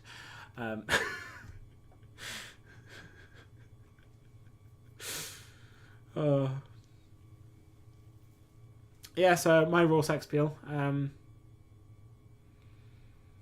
You're informative with light-hearted entertainment, which is a good mix. And thank bit of a long answer, so give me a sec. I will give you all the time that you need, Bryn. I appreciate you, and don't worry, I will read out what you say in full, so that your effort is not in vain, my friend. Something I never want to be on the channel is too negative. I do want to always keep it fairly light-hearted. So even in the end of the Charlie Paris video, the Charlie Paris review, where if you saw that review, yes, I was very pissed off about the embargo stuff. I was very pissed off. Golly gosh, I was pissed off. But if you saw it, I tried to keep that part of the review very light-hearted. Because if you don't know, we had... It's a watch behind me, I can't be asked to go get it. A Charlie Paris GRX Evo 3, whatever it's called, on review. And essentially, apparently, the brand had 2 embargo dates. One for content to go live on the 19th, so 2 days ago, on the 19th of February. And apparently their internal embargo date to unveil the watch to the public was the 18th. They didn't let us know that. Every other watch brand I've worked with, the embargo date was on the same day as the social media, as the content creator one and everything. They were always the same. So I went on social media. I went on Instagram on my lunch break at work. And I saw the pictures of this watch being posted everywhere, and they'd been up for 21 hours. And I'm like, the embargo date isn't until tomorrow. Our video doesn't go live until tomorrow. What are they doing? And I was just pissed off. That video did not perform. We knew it wouldn't. But I was just pissed off. And maybe I don't have a right to be pissed off. Guys, do you think I've got a right to be pissed off that they weren't transparent about the embargo date at all? Right. I'm actually gonna pose this to you guys as a poll. Should I be annoyed at Charlie Paris about the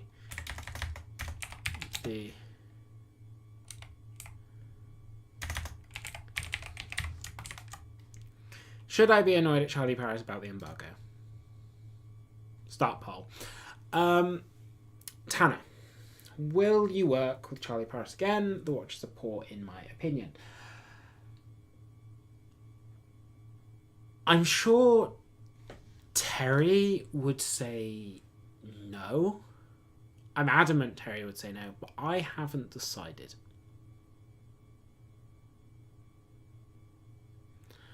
I haven't decided. I want to believe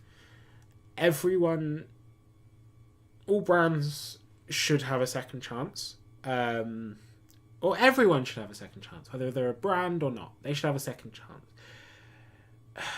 But especially for the views the video got, the part of me just wants to go, fuck it. There's no reason to. Obviously no one wants to watch videos about them. But a part of me does just go, like, I want to believe the best in them, that it was an honest mistake. But from all of their emails with me, they've just gone, oh yeah, this was the manager's decision, blah, blah, blah, blah, blah. Sorry you feel that way. And I'm like, guys, it's not just I feel that way, it's that, like, this runs contrary to every single thing I've worked with, or every single brand I've worked with previously, and it does annoy me, because the point of an embargo is we can all put up our content at the same time and all contribute at the same time. So yeah. You've retained... So, Bryn, going back to your answer, thank you so much for providing that, by the way. That's really actually lovely and useful of you. You've retained the feeling of an enthusiast rather than a watch industry insider. I don't know where your ambitions for the channel lie, so you might want to be more of an insider eventually, but I enjoy channels like Brit and Adrian, but they've become part of the industry rather than pure enthusiast. So when you say insider, do you mean someone with access to the brands, someone with... what do you mean by insider versus enthusiast? I think you can be an insider and an enthusiast. I think it's the approach that you take to talking about the watches and the brands and everything. Something that I am wary of, and something that I am going to touch on in our video Monday, is I am scared about establishing relationships with too many brands and being too scared to say things against those brands. I mean, being entirely honest with you guys, I'm nervous about making the review on the Bell & Ross. Because I don't like the watch. It might end up being our most negative review ever. And I'm scared of that, because I don't want to burn that bridge with Bell & Ross. But I have to be honest with you guys about my experience wearing this watch. It's painful to wear. Literally causes me pain. The clasp digs into my wrist.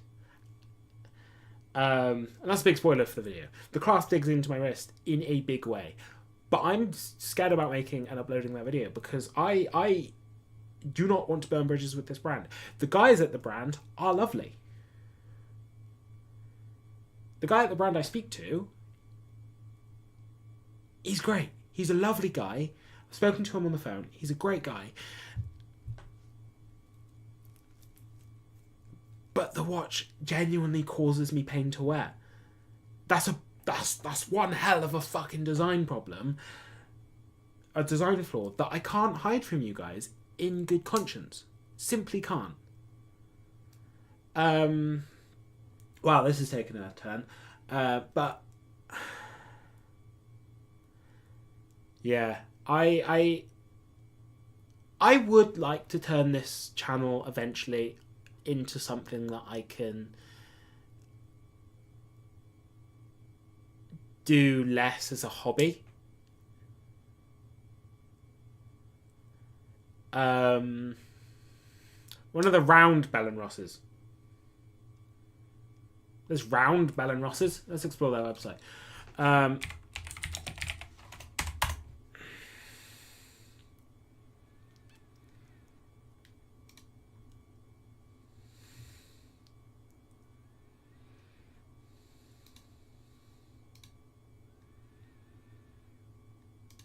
Is it one of their horology pieces?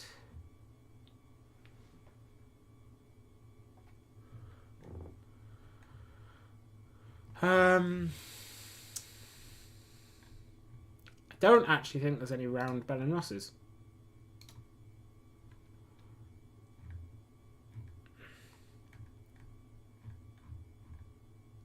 I wish I was trying this watch on a bracelet. I think I would like it far more if it was on a bracelet. But this rubber? No. Absolutely not.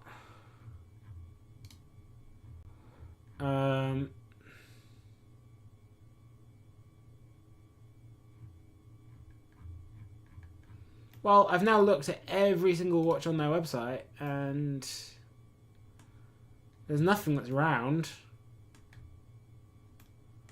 They've all got the same case shape.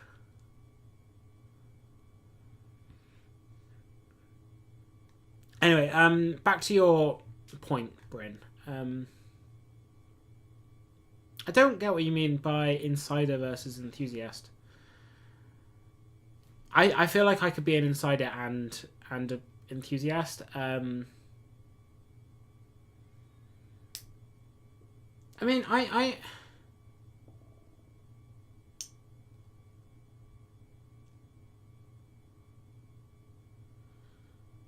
yeah, honestly, that's fair. I mean, I mean, I don't have money for watches.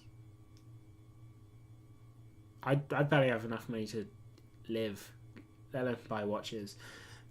99% of the watches I get through my hands are review samples from brands who are nice enough to provide them. Yeah, in the past, but not anymore, unfortunately. Yeah, yeah, that's what I meant. They don't have any in their current range. But yeah, I'll be honest, Bryn. If I had the opportunity to make a living from this channel, I would. And Terry would as well. This channel is the thing me and Terry are both most passionate about. We both work full time, but we put a lot of time into it. We love this channel a lot. And there's a lot about this channel. And there's a lot about being a... I don't know him, actually. Federico. I don't know him. To be honest, I watch very little YouTube nowadays when it comes to watches because I do it. And I just can't force myself to watch much YouTube. I watch a bit of Brit here and there. I watch a bit of a certain watch YouTuber that I'm not going to name because I just like thinking, what the fuck is he doing? This content is bizarre and absolutely unhinged. But yeah.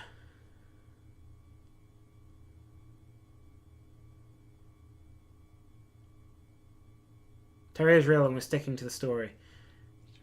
Terry is real. I promise you. Terry is real. But to...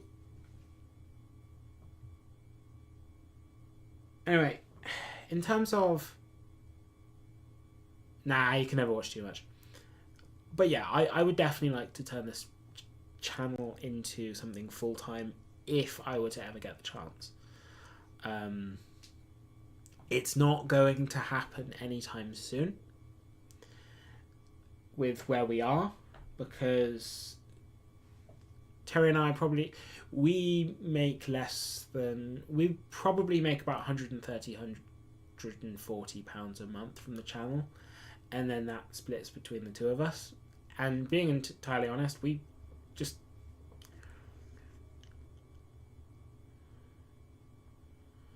yeah, so that's how much money we make a month from the channel. About 140 pounds. So that's all in. That's everything. And that's with higher views. That's getting about 50,000 views a month. And am I breaking some sort of rule by disclosing that? I don't know. Yeah, I think we'd have good reason to if the chance came, but I wouldn't want to lose the feel of the channel now, where it does feel a lot more personal. I like these videos.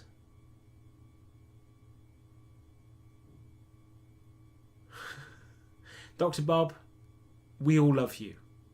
You are phenomenal. You are the best person. We love you. The reason why everyone knows you is because you're memorable and we love you. I think one of the reasons why the channel works is, and you probably realise this from how I act when I'm recording videos, is Terry has always stood behind the camera. And I've never once sat down with a script. Well, not since our first couple videos. I think our last scripted video was the Mr. Jones review. Our first ever review. Ever since then, I've either had a couple notes just a couple notes, or I've winged it, entirely winged it. And I think one of the reasons why the channel works is because it has that conversational feel. It's sort of like a short form podcast, almost, in how conversational and loosey-goosey it feels. Especially nearer the end of the video when me and Terry sort of talk backwards and forwards. I think that's one of the reasons it works, because it's just very light-hearted. And I like to think I'm not talking down to you. I'm not talking... I'm not trying to tell you what to think about anything. It's like I'm sat across the table from you in a pub, just sort of going, here's my thoughts. That's how I like to think about it. I don't want to be seen as lecturing anyone. Yeah, the perfectly used this afternoon, Mr. Bob, is incredible. The number cruncher, yes, excellent. Fun watches are cool. Fun watches are cool. I still think I should do my Swindon watch with a top hat and a magic roundabout. And probably a crack addict on it as well, because Swindon. Cos Swindon. Magic roundabout. That is the roundabout that is made of five roundabouts. 5 smaller roundabouts. And I learned to drive by driving over that.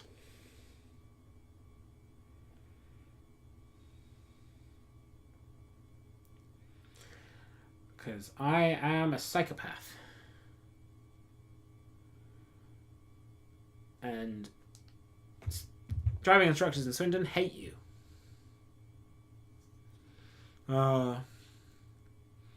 It's got quite serious.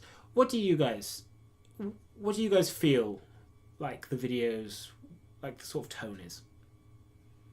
What is your thoughts? Is it a good tone? Is it a bad tone? Is it a... I don't know.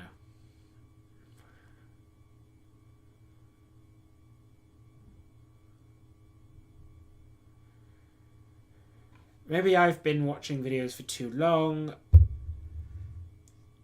I remember the days when everyone was just a bloke talking into their phone about their own watch collections or responding to what others were doing. Yeah, I get what you mean, Bryn. But I feel like that's happened in every YouTube niche, in every social media niche. That niche loses its innocence. The brand gets too... Or not the brand, the niche gets too professional. And it's happened with social media overall. I very much enjoy the free-flowing, friendly nature of the videos. Yeah, honestly, I sit down and it's like a pirate shirt. I just sort of say what I'm thinking and feeling. And I think it's one of the reasons why the videos do come across as quite earnest sometimes. I like to think that they come across as quite honest and earnest, because I'm not... I don't have anything... I don't go into the video with a agenda. I just sit down and go, here's my thoughts. But I also do it in a positive way. I know there's other people in the watch space that do that and it comes across as very negative. They like to stir up drama. I want to live drama free, baby. I don't like drama. Drama ain't for me. Yeah, I'm not gonna start shit. I'm gonna keep people's names out of my mouth. I might have my private thoughts, but I'm gonna... And if I do talk about anyone, I'm not going to say their name. Yeah.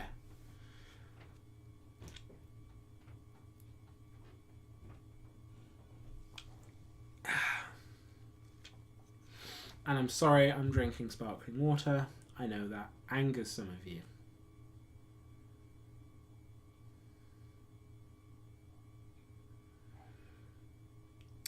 This is too much serious talk. I need to talk about Lenny.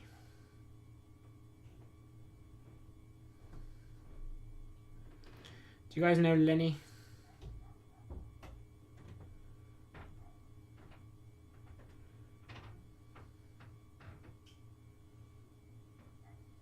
Lenny's my dog. You might be able to hear him outside, actually. I don't know why I'm putting my hand in my ear. I've got headphones on. I can't bloody...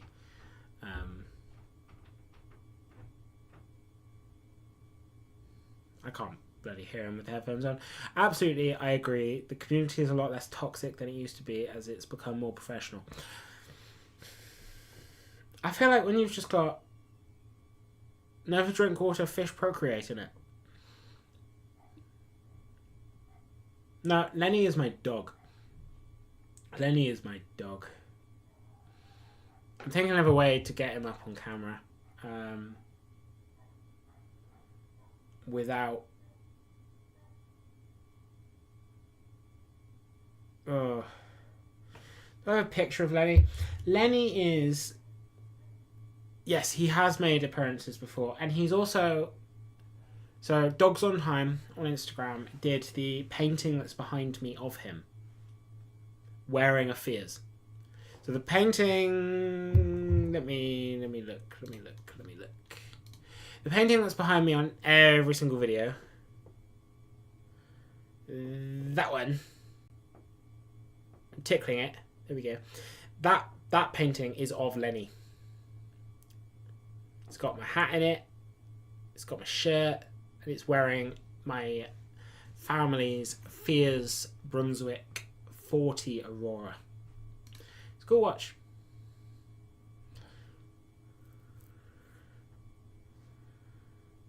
George, give your expert opinion. Right.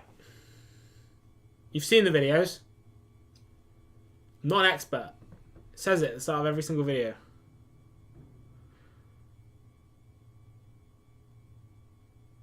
Not an expert. I'd get the Sin. Honestly, I'd get the Sin, Sergey. Sin 55.6i. Straight off, I'd say get the Sin, but let me remind myself of what the Sin looks like.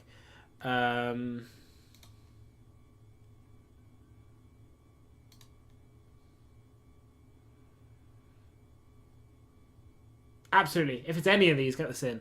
I really like the Murph, but the Sin is just cooler. The Sin is just better. That's my honest thoughts. Sin. The Murph is great. The Murph is a great watch. But yeah, Sin. And I'm not telling you to sin. I'm not saying go do drugs and gamble and have sex with a prostitute. That's not what I'm saying. But yeah, do sin. No, don't do sin. See you in a minute, Bryn. Hope your wife enjoys her cup of tea. Much prefer to keep things positive as well. Life has enough drama not to add to it, especially when it comes to conversations about timepieces. Yeah, watches are not that serious. There are some people that act like utter bellends when it comes to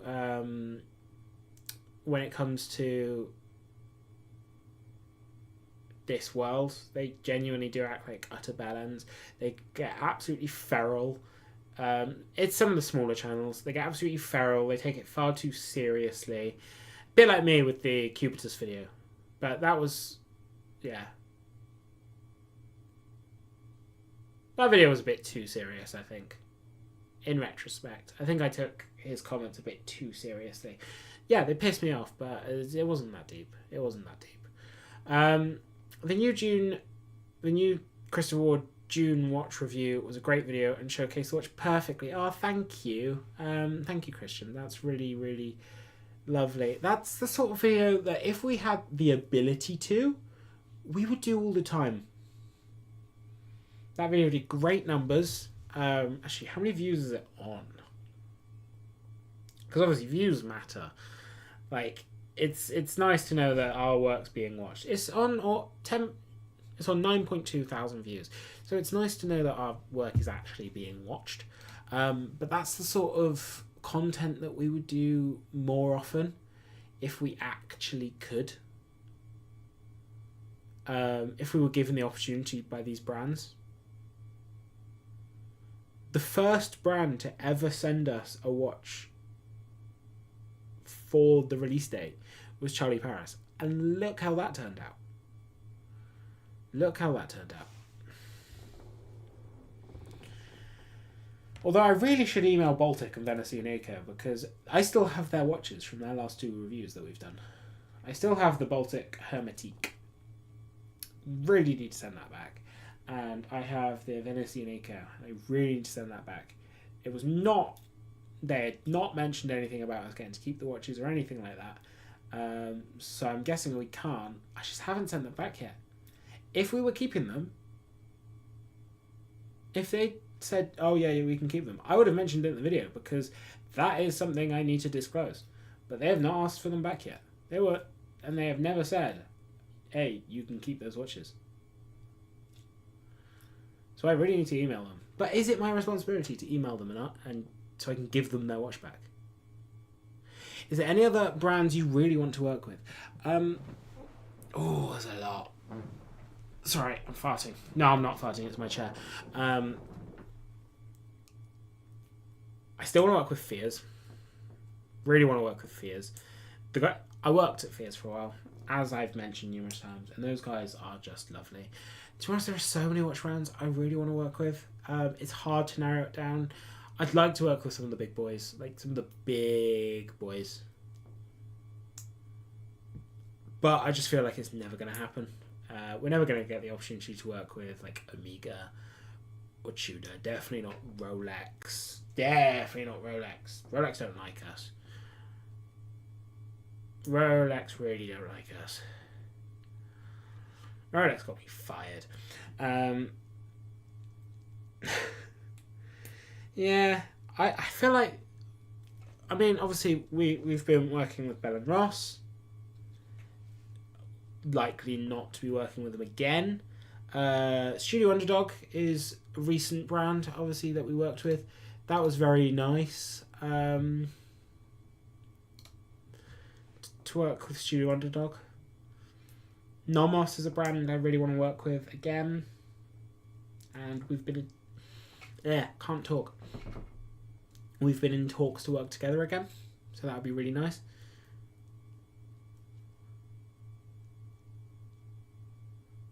Yeah, definitely. To be honest, I feel like the new Venice and Eco Arsenal Meteorite showcases them listening to the watch community by putting the second hand back on that model. Absolutely. Didn't realise it had a second hand, but absolutely agreed. People asked for the second hand, they've put it back on, or they've put it on. Agreed.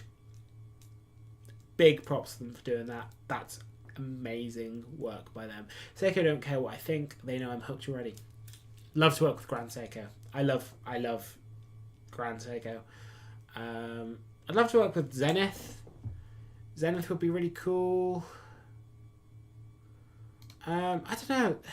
Honestly, there's just so many brands out there that I love the opportunity to work with any of them. I mean, I've had loads of emails from like Kickstarter brands and stuff, and I say loads, 2. And like, I didn't like the watches, so I declined. Because I don't want to make a video. I don't want to get a watch for a review that I know I'm not going to be able to be positive about. I simply don't. You might ask, why did you get the Bell & Ross? And I was like, well, because I thought I was going to be able to be positive about it in some way. I think I really like the dial, but the dial's cool. Do the big brands like Omega send out review samples to YouTubers? I don't know. I know Brit doesn't get anything. At least I don't think she gets anything from a brand like Omega. Does Adrian Barker? Obviously Teddy Balthazar can get anything because he is a retailer, which is a bit weird anyway. Hodinkee can now... Well, Hodinkee could always get anything, but Hodinkee can now definitely get anything. Yeah, loads does mean 2.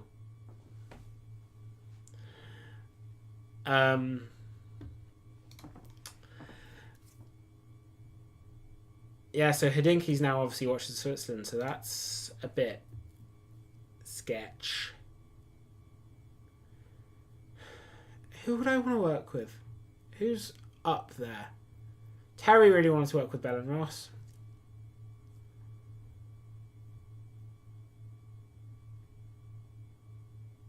I don't know. Definitely Grand Seiko. Definitely Grand Seiko. Working with Grand Seiko would be awesome. Because I just really want a spring drive.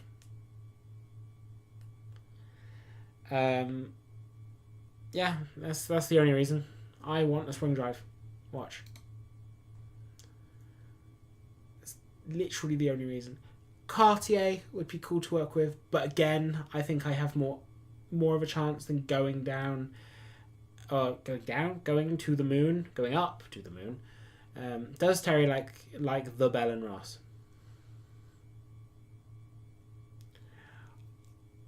I don't know. It's actually relatively rare that Terry gets a... Oh, excuse me. It's actually relatively rare that Terry gets a... borrows one of the watches to use himself. He does when he wants to, but I'm never going to force him. At the end of the day, the video is my thoughts. I'll ask him his thoughts as a footnote at the end of the video. I always try to, if I remember. But, yeah.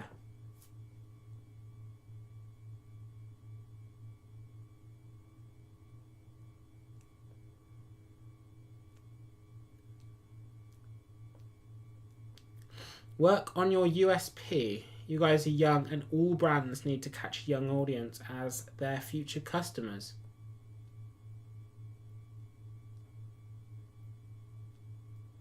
George, favourite micro brand you have personally experienced and why? I've personally experienced. I can't say I've dealt with a lot of micro brands. Also, that's actually a good point on our USP. I think we could definitely market ourselves better to work with brands. We're a small channel, we know that. We still have quite a few videos that don't reach 1,000 views, which is a shame. Because we'd like all of our videos to get millions of views, and so we can be rich and buy all the Vacheron Constantines. But it's just simply not going to happen. But yeah, we could definitely market ourselves better to brands and be like, yeah, we're young, we're hip, we're cool. And yeah, it's definitely something that we need to work on.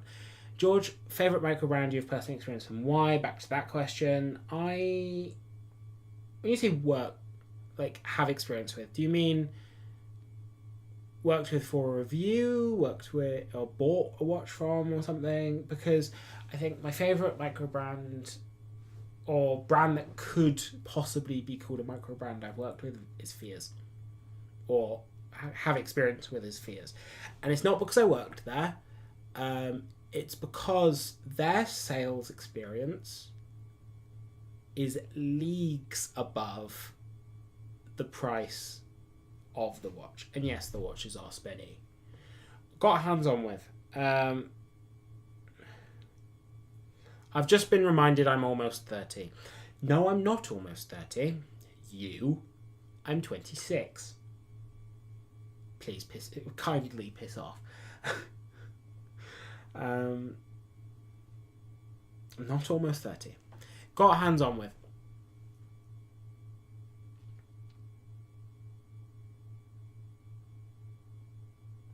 The two watches from a micro brand, and the line between micro brand and independent is so blurry nowadays. It's nearly non-existent at this point. But the two micro brand watches I got hands on with that I wanted the most, and would pull the trigger right, like if I had the money right now, if I could. One is the Gimlet. I love it. It's great. it's beautiful. I've got hands on with it. It's lovely. It looks great. It wears great. I want one.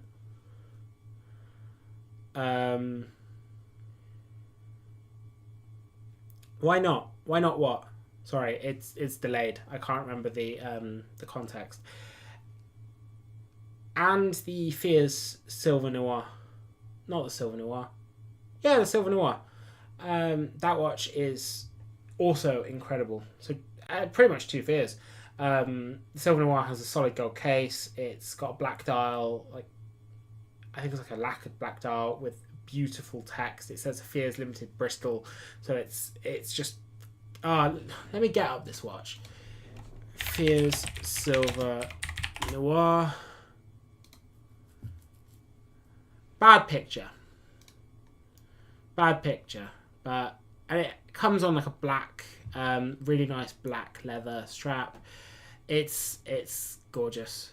And then I showed the gimlet earlier on in the screen, but this watch, solid silver case, small seconds. It's got a D color diamond in the onion crown, D color, so like best color you can get, and internally flawless, so just an absolutely absurdly good diamond. Honestly,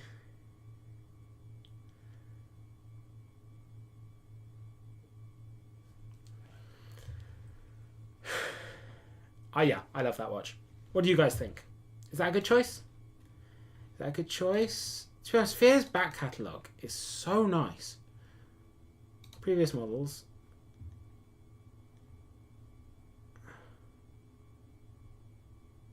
A watch without a second hand is like a car without a steering wheel.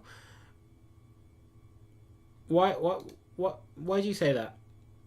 This watch has a second hand, it's just a small seconds. Sub-seconds.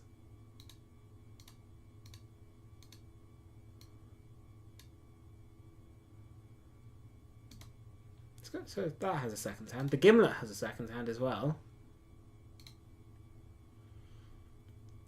But yeah, look at some of these models. Oh look, I sold some of those. They're all dead. This is nice. It has an onyx dial. That was lovely. On the bracelet, oh my god, it was even nicer on the bracelet.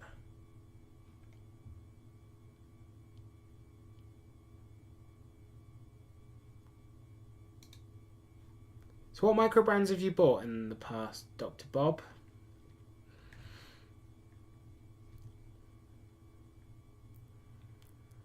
Yeah, Fears make a lot of nice watches. There's, you know, guys, there's still people that call Christopher Ward a micro brand. How?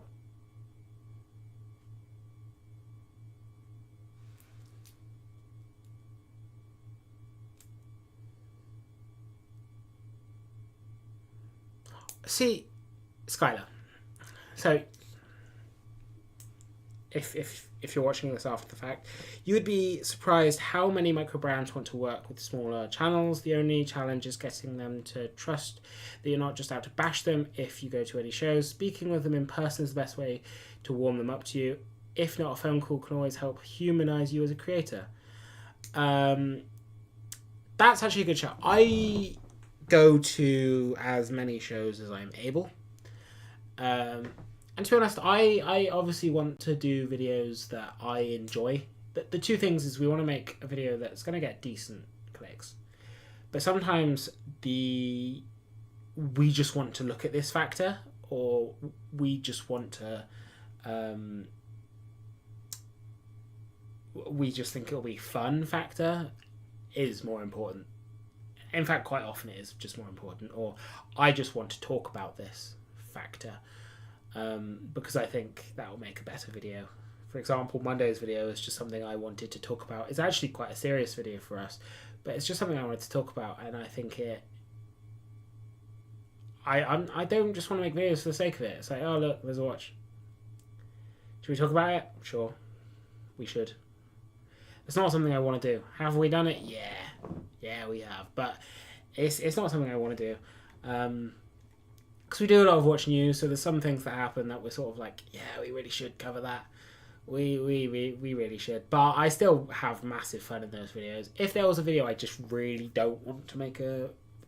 If there's a watch I just really don't want to make a video on, I'm not going to. There's no reason for me to force myself. Like, it's just going to make shit content. I know that. So yeah, I'm not going to... And I'm not going to change that. I bought a Helm Dive watch and a brew. I'd quite like a brew. A brew would be really cool. To be honest, I really want... I just keep dreaming about the gimlet. Gimlet, gimlet, give me your answer, do. Now I'm singing lullabies about the gimlet. That's a bit sad, isn't it?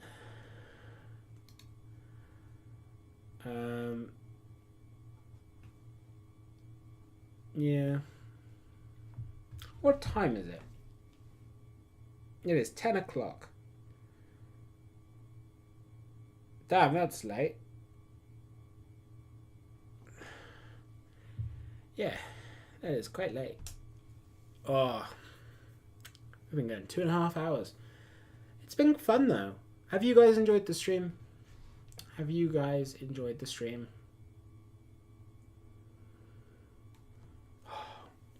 I am very tired though. A full week at work and then a live stream because I'm cool like that.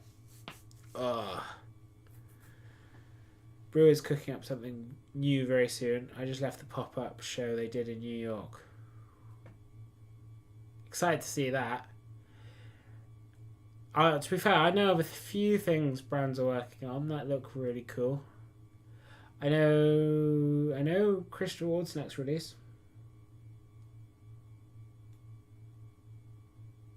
That'll get some people talking. And I know a few things they've got planned throughout the year. There's a few brands I know of things that they're cooking up, and there are some really cool things I'm excited by. Just wish I knew what Rolex was doing. I'd put that video out in a heartbeat and be like, look guys. Well, I'd make it a prediction video and then be like, haha, I guessed right. I'm so smart.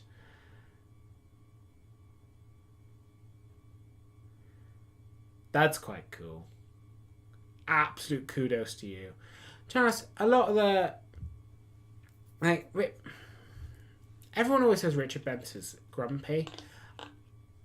I went to a show the other week. He bought me and my mum a drink. He was lovely. He was like, hey, want a drink? And I was like, I'm driving. Richard Bentz being owner of Studio Underdog, or founder of Studio Underdog. And I was like, sorry, I'm driving. And he was like, no, I'll get you a drink. And he was like, I was like, I'll have a Coke, please. And he got my mum a Coke as well. And then he came up from the bar and he was like, hey, here you go. And I was like, thanks, Richard. So yeah, Richard Bentz is lovely. That's my storytelling ability. What a great content creator I am. Richard. Yeah, Richard Bentz is a good guy.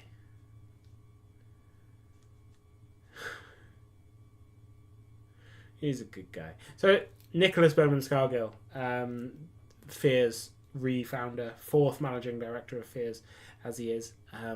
He's lovely. He's so lovely and pure. He's very, very intelligent as well. To be honest, everyone at Fear's is really intelligent. I love him. Oh, you're asking why Rolex don't like me? Because of my original Rolex tier list. I was working at Rolex AD at the time, and I said that anyone who has ever bought a solid gold Yachtmaster 2 is a wanker. Which I stand by that statement. Because it's a solid gold Yachtmaster 2. And if you own that watch, by virtue of owning that watch, you are a wanker. I stick by that. But other solid gold Rolexes don't have a problem with. But the Yachtmaster 2, disgusting piece of shit. And yeah, and Rolex obviously agree. They discontinued it 2 months after they got me fired for saying that. Gone. Going out of the collection. If you only got Master 2 in solid gold, you're probably not a wanker, but your watch makes you look like one. Okay? Yeah, Fears are just all gorgeous. From a movement point of view, they're not that special, honestly. Like a pull-in around £1,000 will have the same movement, but especially having now got hands-on with them, I never used to have an amazing opinion of Fears, I'll be honest. If you watch my original micro brand tier list, I'm pretty sure I put Fairer above Fears, but now having got hands-on with like the whole Fears collection and stuff, there is something really special about Fears. The build quality of the dials are incredible. Oh, yeah. Venice and Seiko put a watch second hand back on a watch. It was actually the Tissot comparison video that we did between Tissot and Venice and Seiko. The Venice and Seiko Arsenal didn't have a second hand, but they've put out a new version with a second hand, so that's good. Very pleased about that. But yeah, Fears all gorgeous. The cases, especially the Brunswick case, is incredible, and I do think the Redcliffe, like this, the black Redcliffe, that is such a perfect go anywhere, do anything. It's 150 meters water resistant.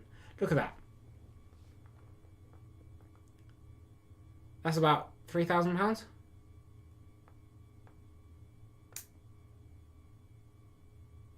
It wears quite nice and slim. It's just so simple. How much is it? Let's have a look. 3,150. Yeah. 150 meters water resistant. It's got a good micro adjust. It's just... Is this a Fears shilling stream? Possibly. It's a Le Jeu Perret G100, so the movement isn't that special. Yeah, Le Jeu Perret G100. But that is with like a 68-hour power reserve and a -7 plus 7 seconds a day accuracy, I believe. So it's not bad, but it's also 150 meters water resistant, tested to 300.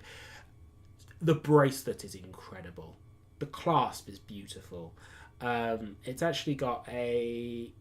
And the box is really nice as well.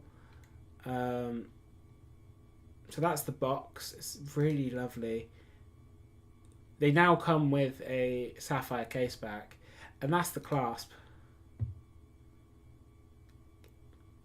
Yeah, I'll admit it. I'm incredibly biased for Fears because I worked for them for 2-3 months. So, but working for them has given me an understanding of what goes into these watches and how well made and how quality they are. It's insane. I don't get anything for saying this. I simply don't. I don't even own a Fears. My mum does, but I don't. I'm hoping to get the Gimlet, the Fears X Studio Underdog, but I don't own a Fears. I've got nothing to gain other than I like the guys that work there and I understand what goes into the watches.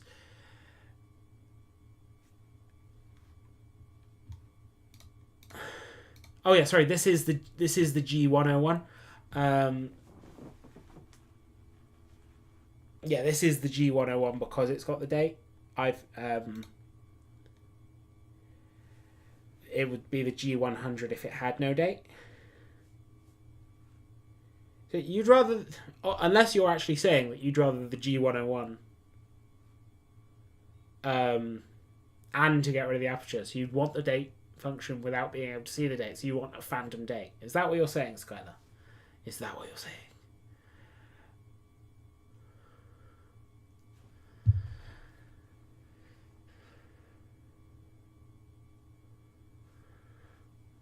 Are you being funky? Yes. To be fair, that is just such a nice watch. Look at that picture. I would wear one. And I think with how simple the dial is, also the lume is amazing. I think with how simple the dial is and stuff, it would be such a strap beast. Such a strap beast.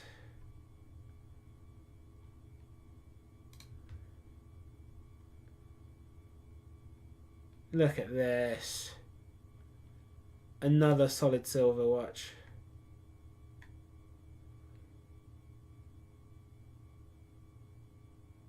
The G101 is the one with the date.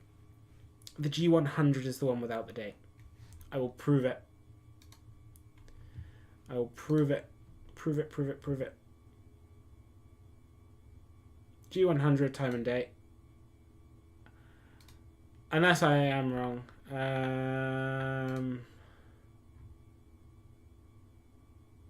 You are correct. This watch without a date is the G101. Yeah, you are correct, Skylar. I will admit when I'm wrong. I was absolutely wrong. Yeah, I'm wrong. God damn it, I was so confident. Oh, God. In my mind, that doesn't make sense. Why would the extra number mean it has less functionality? The coral is god tier. Let's have a look. Brunswick. Coral. Look at that.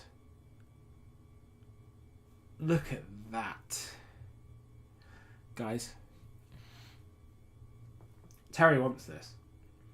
To be honest, Terry wants everything.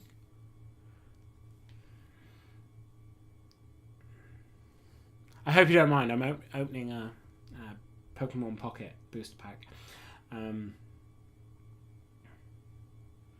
Pokemon, come on, give me the card I want. No, I haven't pulled it. Didn't get anything interesting. I have too many hobbies. Oh. This watch though.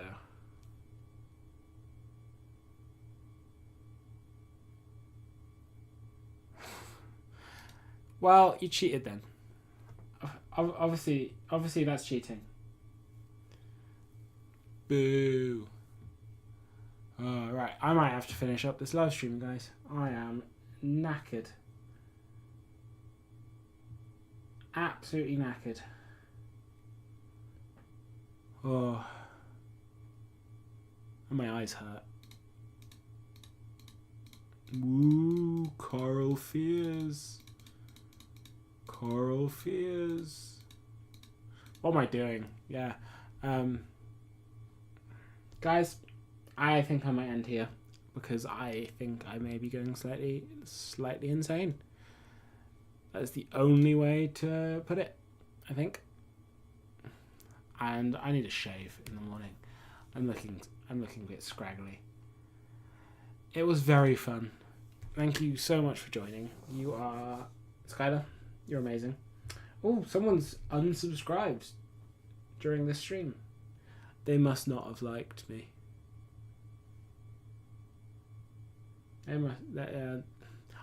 Before I go, I'll tell you something really weird that happened. Yesterday, I was at work and refreshed my YouTube Studio app. Gained 30 subscribers, like that. Refreshed it once. We went from 8,085 subscribers to 8,115 subscribers, just like that. So we gained 33 subscribers in the blink of an eye, in a single refresh. Absolutely mental. It lasted 24 hours. So we were on 3,115 subscribers until a similar time today. I went, hey, let's refresh. And it just dropped back down to 3,088. Or 89. I think it was 89 actually. And I was like, that was weird. Someone's botted our channel and then decided not to bot our channel. Let's delete the bots. So we didn't do that. Because why would we delete them? We've never botted. Views, comments, likes, subs, anything. So that was a weird little thing of when we gained 33 subscribers in a second and lost them very, very quickly. Oh yeah, to be fair, they probably owned a solid gold Yachtmaster. You're probably right, Skylar. But it's fine. We lost them. They're a wank.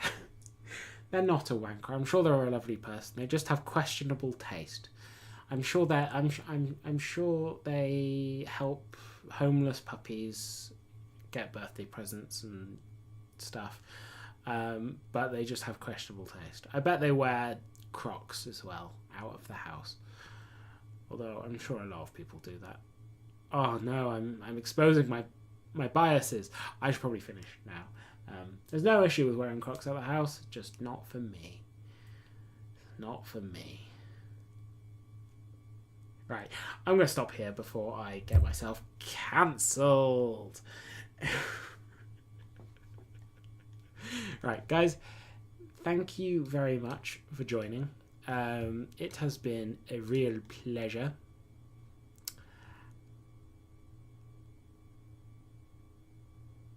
But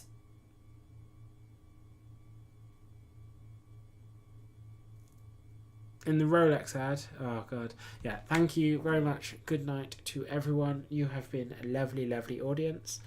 And nighty night. And